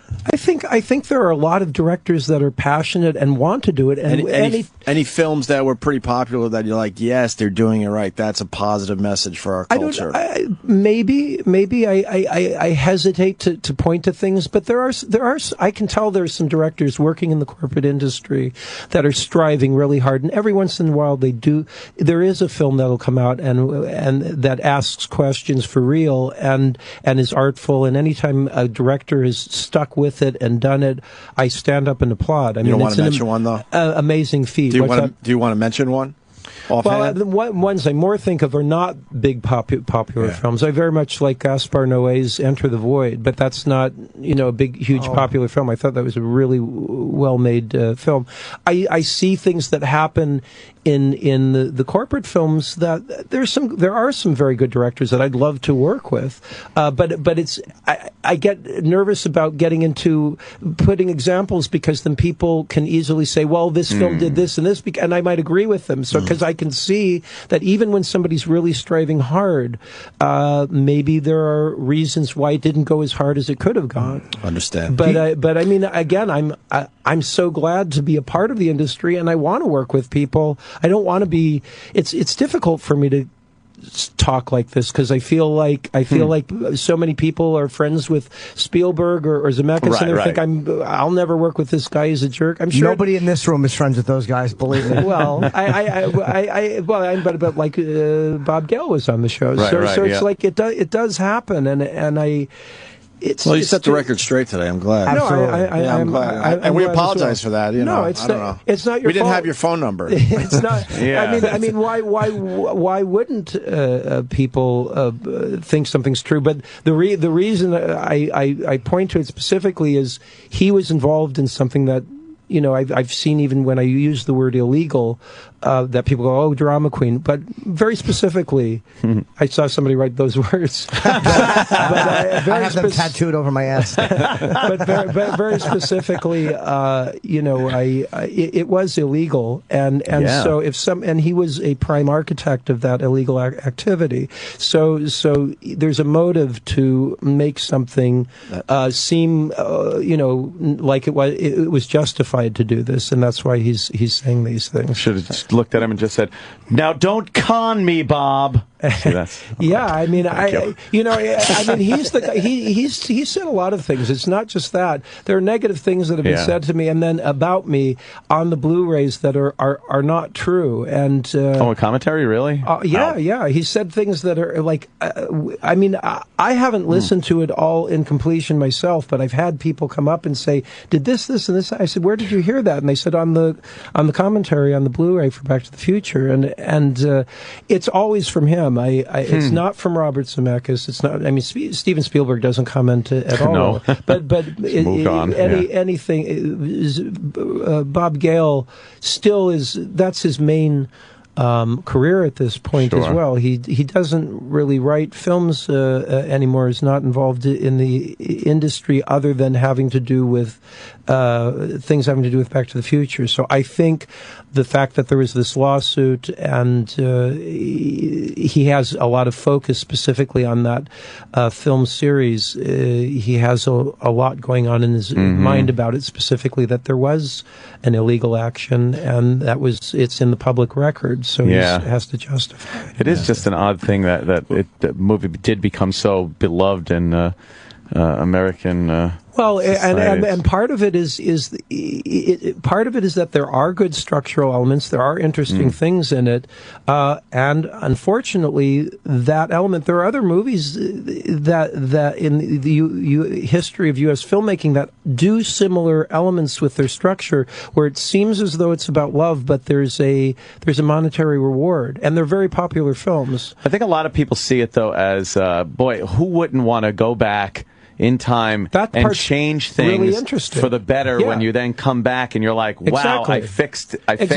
That part's great. Part that's a big part of why it's and that's what's also was my argument about it. It's like all of this stuff is great. Why do you need to put this monetary reward in it? It would make it such a more pure message of love instead of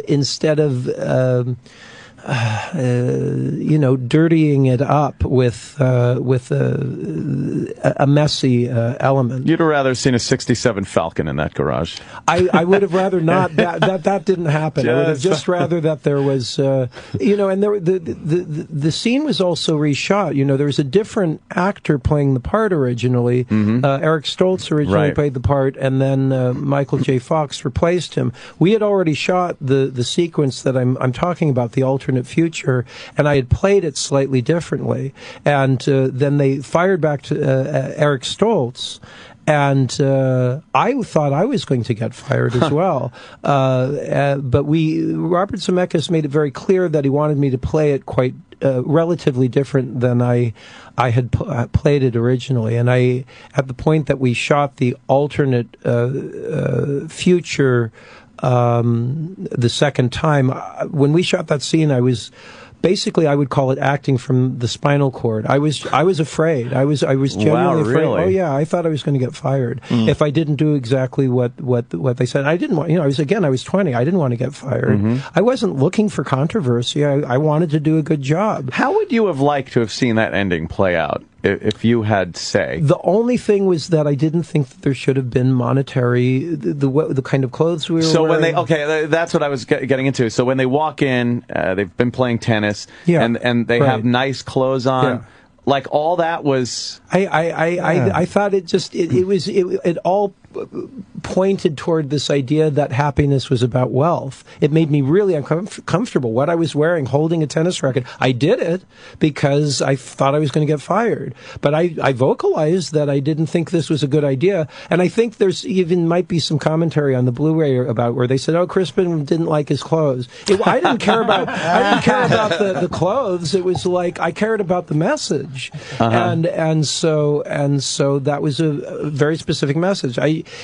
I didn't write. I wouldn't do it now. Obviously, I wouldn't make that complaint now. I would have looked at the whole screenplay. I would have analyzed what was going on. I would have known, okay, there's this element of propaganda, and I'll say something, and if they don't want to do it, fine. But I was 20 years old is really quite young. I hear you. Just don't understand how compelling this is for me to ask you this. Sure, I'm glad to talk about it. Yeah, I was just wondering, because I think the happiness and how do you show success? He went from being, the goofy kind of loser guy to being very successful because of what happened in that moment. Well, how do you show the success part? There's a million ways you can do it. But we're not. It could take days to really sit and figure out exactly what it is. It's not something that I'm prepared to say exactly what the illustration of it would be. I'm sure there would be a cinematic illustration of love and success that would work, and I don't have that answer at this moment. And was it odd that Biff would be around the house at all, seeing what he did? Well, see, that's part of what the change was from what I originally read in the screenplay. There were different people. It wasn't Biff that was the servant to the family, and I had questions about it, and it did get. Do they have slaves or something? I don't want to go into a lot of detail, but that's the first thing I thought of when you said that. I know. Well, I don't want to go into a lot. I am actually in the. I'll write it down in a book at some point. I'd love to read it, Crispin. but for now, I do hope I'll get to see and talk to people at the Museum of Art and Design. And if you can tell people, CrispinGlover.com has the list of where I'm going to be. Yeah, CrispinGlover.com. I want to go see this. Absolutely. Yeah, absolutely. You sold us on this. Oh, we were very confused. We're not going to lie to you. Before we came in, trying to figure this whole thing out. Yeah. But you're going to be showing 2 films? Yeah. Well, on subsequent nights. Tomorrow night I'll be showing It Is Fine, Everything Is Fine, right? Which is part 2 of the trilogy. Then part 1, you don't have to see it in order. Then part 1 will be showing, I guess it's on Saturday at the Museum of Art and Design. I definitely want to. I mean, the YouTube clips we saw were really good. Yeah, I'm proud of these films. You know, I didn't. Well, not for you. I think there are. You can see clips of it on CrispinGlover.com. It's probably easier. I think there's some nudity that it would get taken down on YouTube. Crispin. But how dare you? I gotta say thank you so much for coming in. This is really fantastic. Appreciate it. Yeah, it's great to talk to you. And you made guys. us burn something on disc. You want us to play this or whatever you want to play? That's a reading that I did on an album that came out in the '80s. It's a little bit different than what I perform at the shows because there's no music and I perform it differently. I was much younger when I did that, but it gives a kind of an idea of what some of the live performance is about for radio because there's a visual component, of course, that's not there. But it's I bring it when I come in on radio shows. Right. All right. Which one can we play out of this? So either selected readings of Rat Catching or selected readings from probably selected readings of from Oak Mott is a nice one, or either one. All right, Erock's going to play it into break for us. Crispin Glover and Crispin Glover on Twitter. Thank you very much. Thank you so much. I really appreciate it. Come on back. Yeah. Well, great. Rat catching. Studies in rat catching for the use of schools. Chapter 1. In the following elementary treatise for the use of public schools, I propose following exactly the same plan as my parson. A good fellow, not afraid of a ferret or a rat, does with his sermons. That is, divided into different heads, then jumble up all the heads with the body, till it becomes as difficult to follow as a rat's hole in the soft bank. And to begin with, I'm going to talk. Discretion will not rule. I faced a lion about it being a young nothing from having a rat. Don't be bitten. It is to be remembered that the plague usually produces notable polynucleosis. Opening cuts on a large mammal. I don't care to defend myself. Partly skinned. The skin, wrong side out. This is a tiring, long story to write, and I've not quite done it yet, for I must finish with the Sandpit Man. He said that in a fit of rage, he had thrashed his wife to death with his fists, and that his boy, having seen him do it, had gone mad with fear, and was so bad, especially at night, that if he had not got a bulldog sleeping with him as a sort of friend, he would go into a fit with fear, and was often unconscious for hours. It was an ugly story, and I'm glad to say with the death of the Sandpit Man, the miserable part of the children's life ended.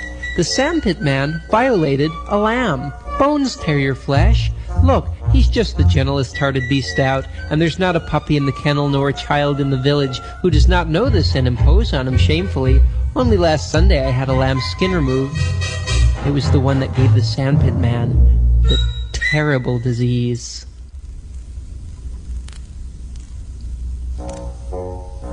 It fits tight and takes some pulling, but it comes steadily along, wiping all before it. Faster and faster they bolt and are killed. I get excited, enjoying the sport. It's over in a few minutes, when 24 are cast up on the bank. Well done, good, woo-hoop, woo-hoop, good, that's the way, my boys, woo-hoop, woo-hoop. And they roll on the ground, they stretch and wipe the dirt out on their eyes, and rub their faces in the grass. In the West Country, it's so infested with the jackrabbits that the whole community rises to drive the pests in a never-narrowing circle that at last ends in the corral. Here, they are leisurely shot, or killed with clubs. Sometimes I feel as though I may fade away. Then I remember my work.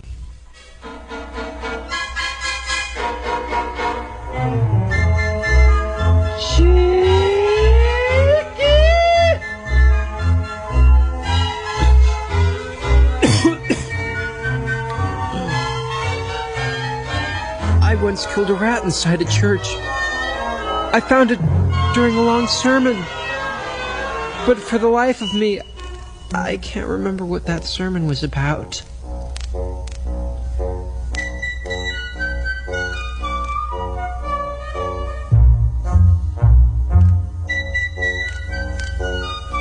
Mutilated pigs, nerve reflexes, the queer platypus, almost the only mammal whose young are born from eggs.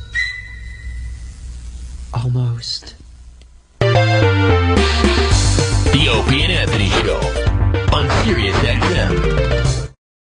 The Opie and Anthony Show continues.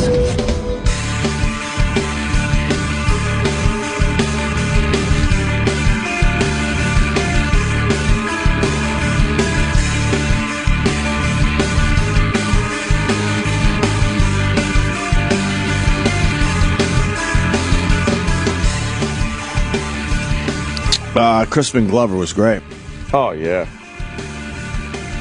Yeah, he was. He's a highly intelligent man. I think so. I think that's his curse. Yeah. Yeah, he's extremely intelligent. Extremely. I want to get to that Back to the Future stuff. I want to talk to him about that. Now, me and Travis are just going back and forth here. Like, what was the part that they changed and made Biff the guy that was, waxing the car there, and kind of the servant of the McFly house? Like, what they changed something, he found it offensive. What could it be? Travis was speculating that maybe it was Mayor Goldie Wilson, instead of being the mayor, was waxing the cars. But that would be considered offensive today if it was an African American. So maybe that sort of makes sense, right? Yeah. Like Goldie Wilson, before Marty went back and changed things, Goldie Wilson was the mayor of Hill Valley. So you're saying that something... Yeah, I'm not saying it makes sense. Well, but something that happened that changed things for the better for the McFly family also changed the fact that the mayor, Goldie Wilson, wouldn't have become the mayor and would have ended up waxing his car. Waxing George's car. Maybe. Marty's car. Maybe. Or maybe Chuck Berry is waxing the car because Marty, Chuck, not Marvin. Marvin took the sound and he became the famous Berry, and Chuck Berry is out there washing Marty's car. That's not a bad That would have been kind of cool. They open the door and it's actually Chuck Berry, and he's waxing Marty's car, and you go, what happened? Now Chuck. And then they see that Marvin Berry has an album out. And he's the famous guy. Maybe that's what happened, right? We'll have to ask him next time he comes in. You know that sound you're looking for? Yeah, forget it. Nothing. Never mind. Well, I think he's back in New York soon. Maybe we can get him back in and just ask him that question. Just pound him with that question. Yeah. Like there's no fucking tomorrow. Is Vince Vaughn calling in or not? Or Yeah. what? I think he's on a hotline. I don't see anything ring. No? No. I don't even see anything calling. Why is Erock laughing? I'm My serious. mistake. Look, this is our hotline right here. Yeah, you know what? I thought these phones weren't working today. Yeah, we got no calls today. I thought we just sucked extra bad today. We had no calls today. No, that came not in. one. I didn't even see one pop up. Not one call. So the phones are officially broken. That's the problem. Yeah, what? Uh-oh. Story for another day. What happened? It is? Well, no, it's not. It's for today. Who screwed up? No, nobody. Oh. What's the story for another trust me, day? it's a story for another day. Damn it. What day? Like tomorrow? Yeah. Is the hotline ringing? I don't see anything, no. Yeah, our phones are shot today. Yeah, they're gone. I had a feeling early on, and then I'm like, maybe we just really suck today. No one wants to call. I know, people are applauding that we couldn't take phone calls today. Yeah, but we didn't get the call, and then the next call that said that the first call was an asshole that didn't know what he was talking I personally enjoy a phone call or two on a radio show. Nice. God forbid. All right, well, whatever. about. No Vince Vaughn? Phones are broke. Yo, Vince, you out there somewhere? Got to be on hold. I know. But we can't. Is this the story for another day? Can we read this? Oh, man. Story Travis, for another day? Travis is typing pretty quickly. You're a good typer. Thank you. Sal ran in here thinking there was something wrong and almost ruined the whole thing. Oh. What does that mean? See, they're under the impression that we're faking that the phones are broke. What happened? We're not faking. They're really broke. Yeah. Oh, so what does Sal have to do with this? He's He's an idiot. Yeah, that's the problem with being new. Yeah. You know? You don't know how everything works. Yeah. Sal. We were talking about Crispin Glover and how he's highly intelligent. He's a smart guy, yeah. He's extremely intelligent. And he's a very, conscientious artist. And I respect the fact that that's how he sees his work and that's what he wants to do. Good for The him. patience he has is incredible. Well, incredible. I just still trying to figure it out. What? But it's funny because then he'll do something like Hot Tub Time Machine. You know, like he readily admits that yes, he was in that. He right. Roland's writing me, "You're killing me." I'm telling you, we don't have phones. Come in. Where's Roland? Come in. I just got a text. You're killing me. He thinks we're doing a bit. We're not doing a bit. Of Vince Vaughn? Yeah. Well, you got a problem with the phones. He's supposed to. Our I phones are swear dead. we're not doing a bit. We haven't gotten one call today. The phone was lit before. There was Roland. I'm not doing a bit. Roland. Maybe if we had an engineer who's fucking competent and came here and fixed the phones for guests. Oh, then we would have had one. Shit. Yeah, we better get Mars in here. Marcelino. Did he call in? Yeah, 3 times. Yeah, we're not messing with him. We didn't see anything. I swear. I know. I swear to gonna fuck you. with Vince. This wasn't. I'm not stupid. I want to do This wasn't lighting up. Oh, I mean, Mars is coming in really slowly, which is Of course. good. That's what you want from an engineer in a panic situation. Mars. Sir, the phone's not working.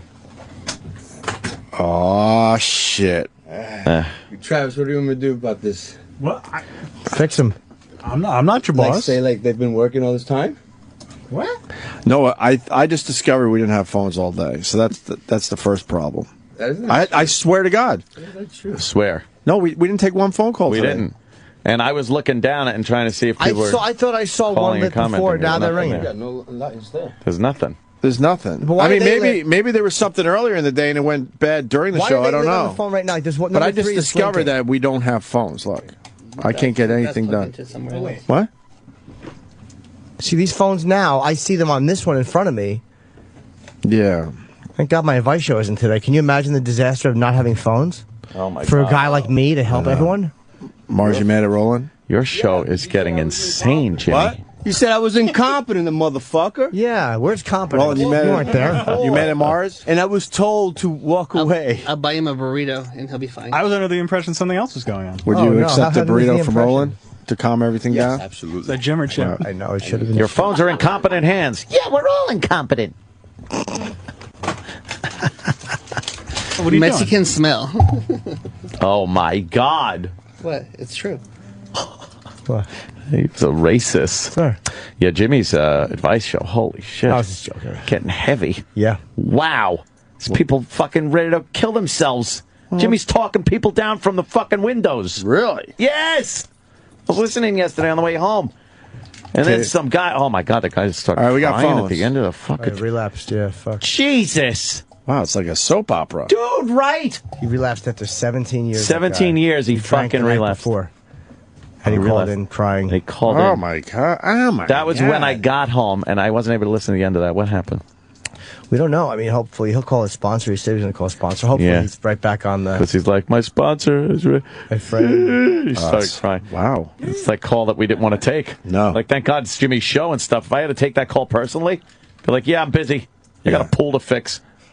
I'm not a very caring guy. Jimmy's nice, man. He gets on there, and you hear things like, you'll hear, oh, man, dude, you know, take care of yourself. I do care about... And you honestly get the sincere feeling that Jimmy does give a shit. That's a bunch of bullshit. Keep calling up paychecks.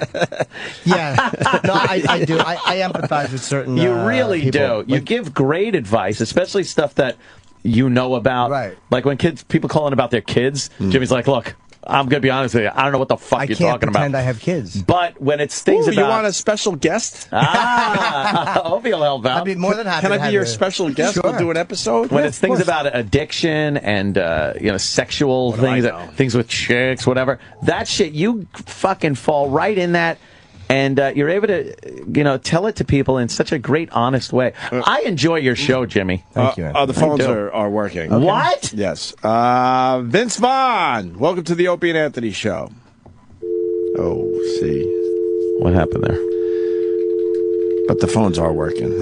He's just not there. You are getting a look from Roland that it really is the guard from Midnight Express, the warden guy from Midnight Express. Look at his teeth. Yeah. Remember, you're more mad at Mars. We really didn't have phones. Mexicans. We do have phones now if you want to call back. Oh, boy. It's fucking 6 minutes. Oh, no. Don't wait to call. 6 minutes? Let's do it tomorrow. Just tell them. Can we do it tomorrow? Can we do it tomorrow? No one did it on purpose. Why? There's a special thing. Tell him there was a technical difficulties. He's used He to that. understands that, right? Movie guy. Technical difficulty. Yeah. And then we'll talk to him with a big mouth full of fucking ribs and why are you so mad? Barbecue. I'm a chance Sudoku for you. Why? Don't get mad at me. I was just trying to have a little fun right there. You're the figurehead. You're the guy that I ain't no plunks the fucking phone down, figurehead, motherfucker. You are the guy that plunks the phone down. Oh, the hotline's ringing. Who's on the hotline? Eric's trying to call. No, Eric. We don't want him to call right now. Yeah, Eric. Eric, you're such a bum. Eric, what are you doing? But he shouldn't have listened to What I was told. Who told you? I did. What'd you tell him? I said, yeah, sure. Hey, Travis. Roland. Well, it's not my fault Eric can't think for himself. Oh! Let's talk about something positive. First of all, you booked HIV. 18 fucking guests this week. That's very good. It was a great week of guests. Great week of guests. So we got that going for us. And secondly, we got barbecue tomorrow. Doesn't that make you happier? That is good. When the pitmasters come, yeah, there'll be 4 of them. What are they going to do? I don't know. Bring us barbecue. Bring us barbecue. They go, hey. But they can't barbecue in front of us? They're barbecuing at Madison Square Park. And then coming over with it? Yeah, they started this morning. What did they bring? Ribs? Ribs, pulled pork, brisket. Pull my pork. Yeah. Fucking pull that pork. Nice. Chippa loved it. Come here. They're all from different regions. One's from Georgia, one's from Austin, one's from Mississippi. You got anyone from Centerport? No, one's from Kansas. That's close. Kansas. It's delicious. Is Vince Vaughn on Twitter? Or no? Mm-hmm. I think so. You got one from Centerport? No, one's from Kansas. Close enough. Yeah. What the fudge? That's the hometown of Greg Opie Hughes. Centerport, Long Island. Yes. And tomorrow is National Donut Day. Cronut Day? Yeah. Oh, yeah. Is tomorrow Cronut Day, too? Possibly. If I get one, I'm stepping on it. Yeah. I'm just letting you know. VAUGH. Yeah. What's his fucking Twitter? I think it's his. Is it his thing? No. Wow. Oh. We really fucked up today, Andy. What happened? Got fucking. Yes, I we confirmed. got Roland mad. Roland's? I don't think Roland's mad at me, right? I love you. I was see? shitting. Aw. What? I took since 6 o'clock this morning. Dude, I took a shit. You ever wipe your ass and you pull out what's like a half a cake on the paper and you're like, this is going to be a long Take a while. wiping session. It's going to take a while, yes. Oh, that's Because disgusting. you feel it when it's coming out, like you're like, It's a little too mushy. dude, but you still feel like, oh, there's at least a fucking quarter of a log stuck in there. It's not fucking forcing out. And you put your finger in there and it's like, oh, you pull it out and there is a weighty difference on the paper. Yeah. I got a training session. I hope my ass doesn't stink. What's better than clean toilet paper, though? That makes you skip fucking down the hall. You're so happy. Yeah. Right? You could go for the wipe and there's absolutely nothing. You're like, I love that. Damn. My body's efficient. Whistling a happy tune after that. Wow. That is so fucking disgusting. Yeah, but I pulled it out. It was like it was literally like I had just dipped my napkin in brown oil. I'm like, oh boy, I won't be back before the break's over. I'm gonna be fucking fishing in here what happened? I was just trying to pull out raw shit. I'm like, I don't need it to be perfectly clean. I'm just scooping out raw shit. That's horrible. It's like you don't know whether to wipe your ass or put a ladle in it. I should have ladled out my ice cream asshole. scoop. Yeah. Shook. Yeah, I have a fucking roid. That's You ever put terrible. your finger in your asshole and you can feel a roid about an inch deep? No one does that except you. You finger your asshole so deep and so man. much when you wipe. That sounds like the beginning of a haiku. I just clean around the cesspool top. You go inside. Fuck that. I just clean around the fucking. I get the it fucking good, seal. but That's about it. There's no reason to get in beyond the fucking gasketed hatch. No. You know? Yeah. Yeah, you know. I owe Erock an apology because we're talking about bathrooms. Yeah. Erock, probably for a year, I thought every morning you went in that bathroom and beat the shit out of a toilet. Oh. And I learned today that it was not you. I told you. I've been syncing up with somebody almost every morning.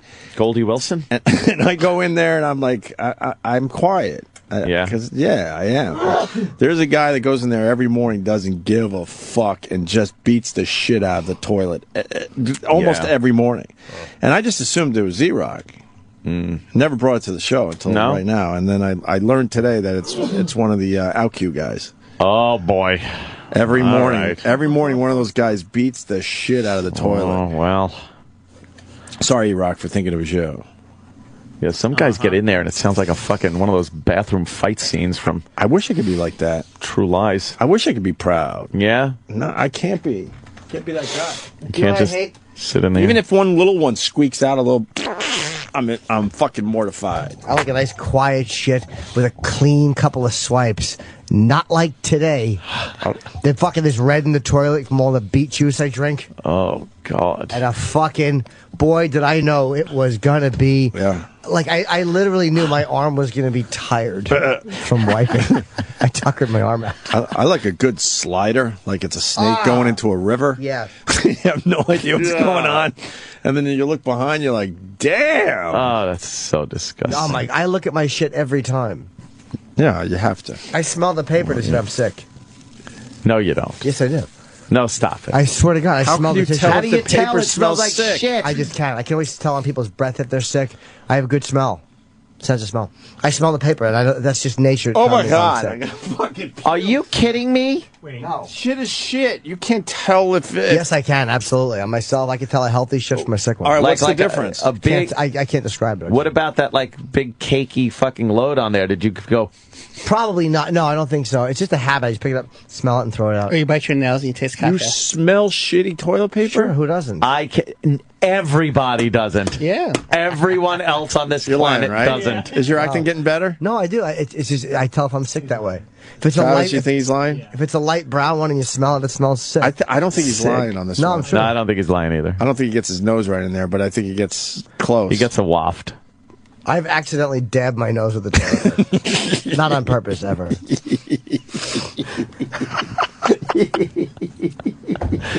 You got weird bathroom habits, man. What is that Smelling about? the shit to see if he's sick. I think if you're smelling the shit, you're sick. That's fucking sickness. Yeah. I'm up to the stage where I bribe my kid because he's starting to, go to the toilet. Yeah? He gets M&Ms and stickers every time he makes wee or do. Is he? Does he know how to take care of his The own wiping's business? a little rough. Yeah. Yeah, he wants to wipe from the back to the front. I'm like, yo. Yeah, you get your balls all dirty doing that. That's why I try to tell him. But he's trying to figure out what the balls are. He goes, what's that? He goes, what's... Oh, no. What's right below my penis? He said, that's a camera. Jesus. Fucking the questions these fucking little fuckers What's ask right you. below my penis? Oh, my God. That's Uncle Jimmy. Shit. Roland, you happier? Once I kick an animal, yes. Wow, you're really mad. Why are you mad? Who are you mad at, Morris? No. Are you mad at... You're not mad at me, are you? Wow. You're mad at me? And the phone system.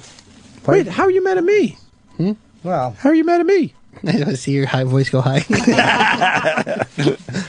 I was just trying to make light of a bad situation. I swear to God, we I never thought it saw was the a bit. hotlines. What? I swear I thought it was a bit. It's a very With Vince difficult Vaughn? situation. I swear to you, no. No, I know, because then once I walked over and I just saw assumed the Anthony's phones screen, were working. I assumed you were just doing a bit because you didn't want to talk We to had a Vince lot Vaughn. of guests and stuff, so I wasn't even really looking at the phones as much as I usually do. Confused look like going, That's why I told Mars to get out of the studio. No, I swear we weren't fucking with you. I know. We had no idea. Confused look. I was like, okay. The sad part is we could still answer the phones from over there, but... See, this is the problem when Boy Who Cries Wolf. Yeah. I just assumed Oh, you there's crying wolf. Fuck yeah. All right, chill. Fuck yeah. I remember I used to write, me and my friends would sing, really songs that only the adults wouldn't get. We would just sing naughty stuff to each other. Don't ask. I have. Please don't. I have to. Please, we can leave right now. Don't ask. We can be out of here clean, man. Don't ask them. Like what? Well, because the adults wouldn't know what we were doing in band practice. So we would sing the song "Cutting the Cheese." Cutting the cheese. How did that go? No, you just say cutting the cheese. What are you doing? It was good. Yeah? We go like, we're cutting the cheese. We're cutting the cheese. Someone get a knife because we're cutting the cheese. How wouldn't the adults know about that? They didn't know. We would just get a knife. Someone get a knife because we're cutting the cheese. I don't like this at all. Why? You asked for it. I know I did, and I always regret it. You don't think always. You don't think that's a good song? It's not hard rock at all. Yeah, it was just fun. Oh, I feel like the adults had no idea.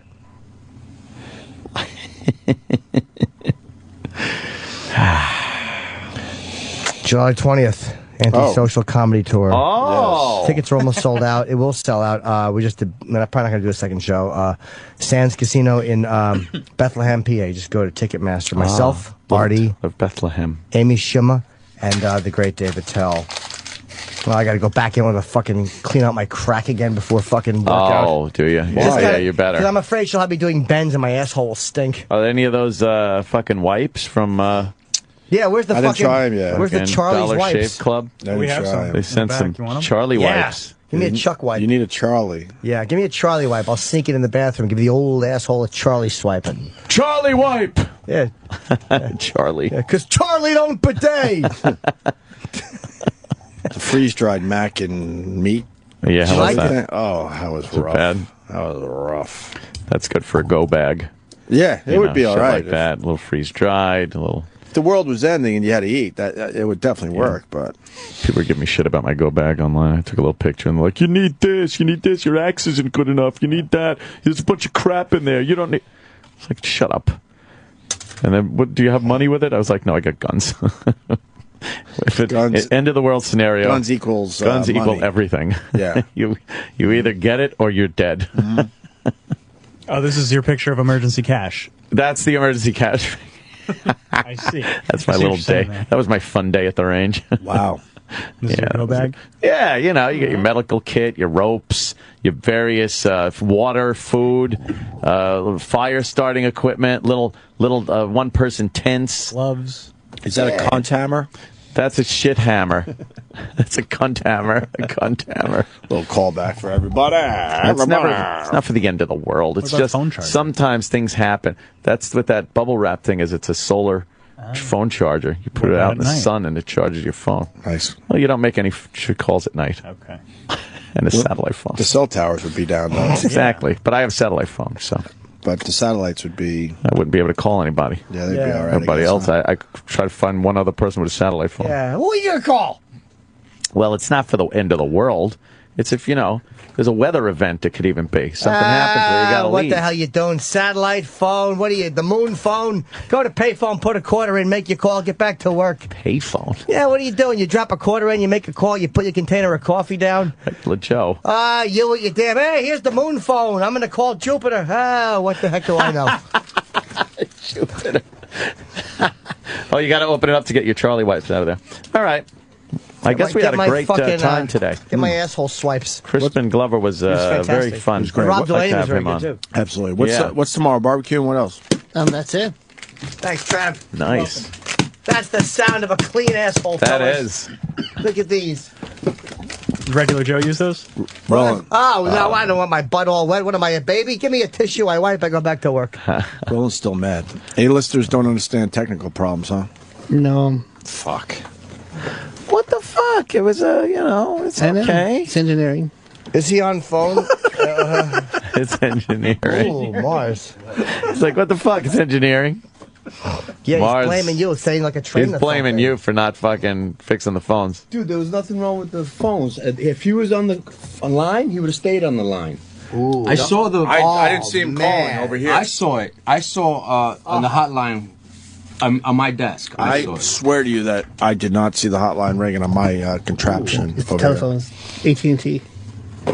Ooh. All right.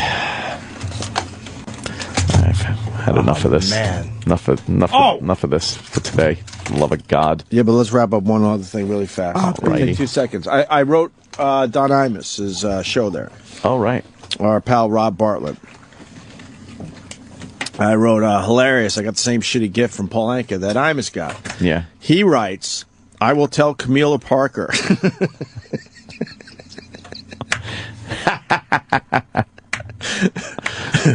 Rob Bartlett's a funny man. He will be amused. Best part was Anka's publicist said Anka was a huge fan of Imus, and of course an alcoholic getting a brandy decanter. Guess it could have been worse. It could have been season tickets to Rutgers women's basketball. Good old Rob Bartlett. Imus wouldn't want those because he had a whole incident with them. All right, why don't we go home? Oh, boy. The Opie and Anthony Show on Sirius XM.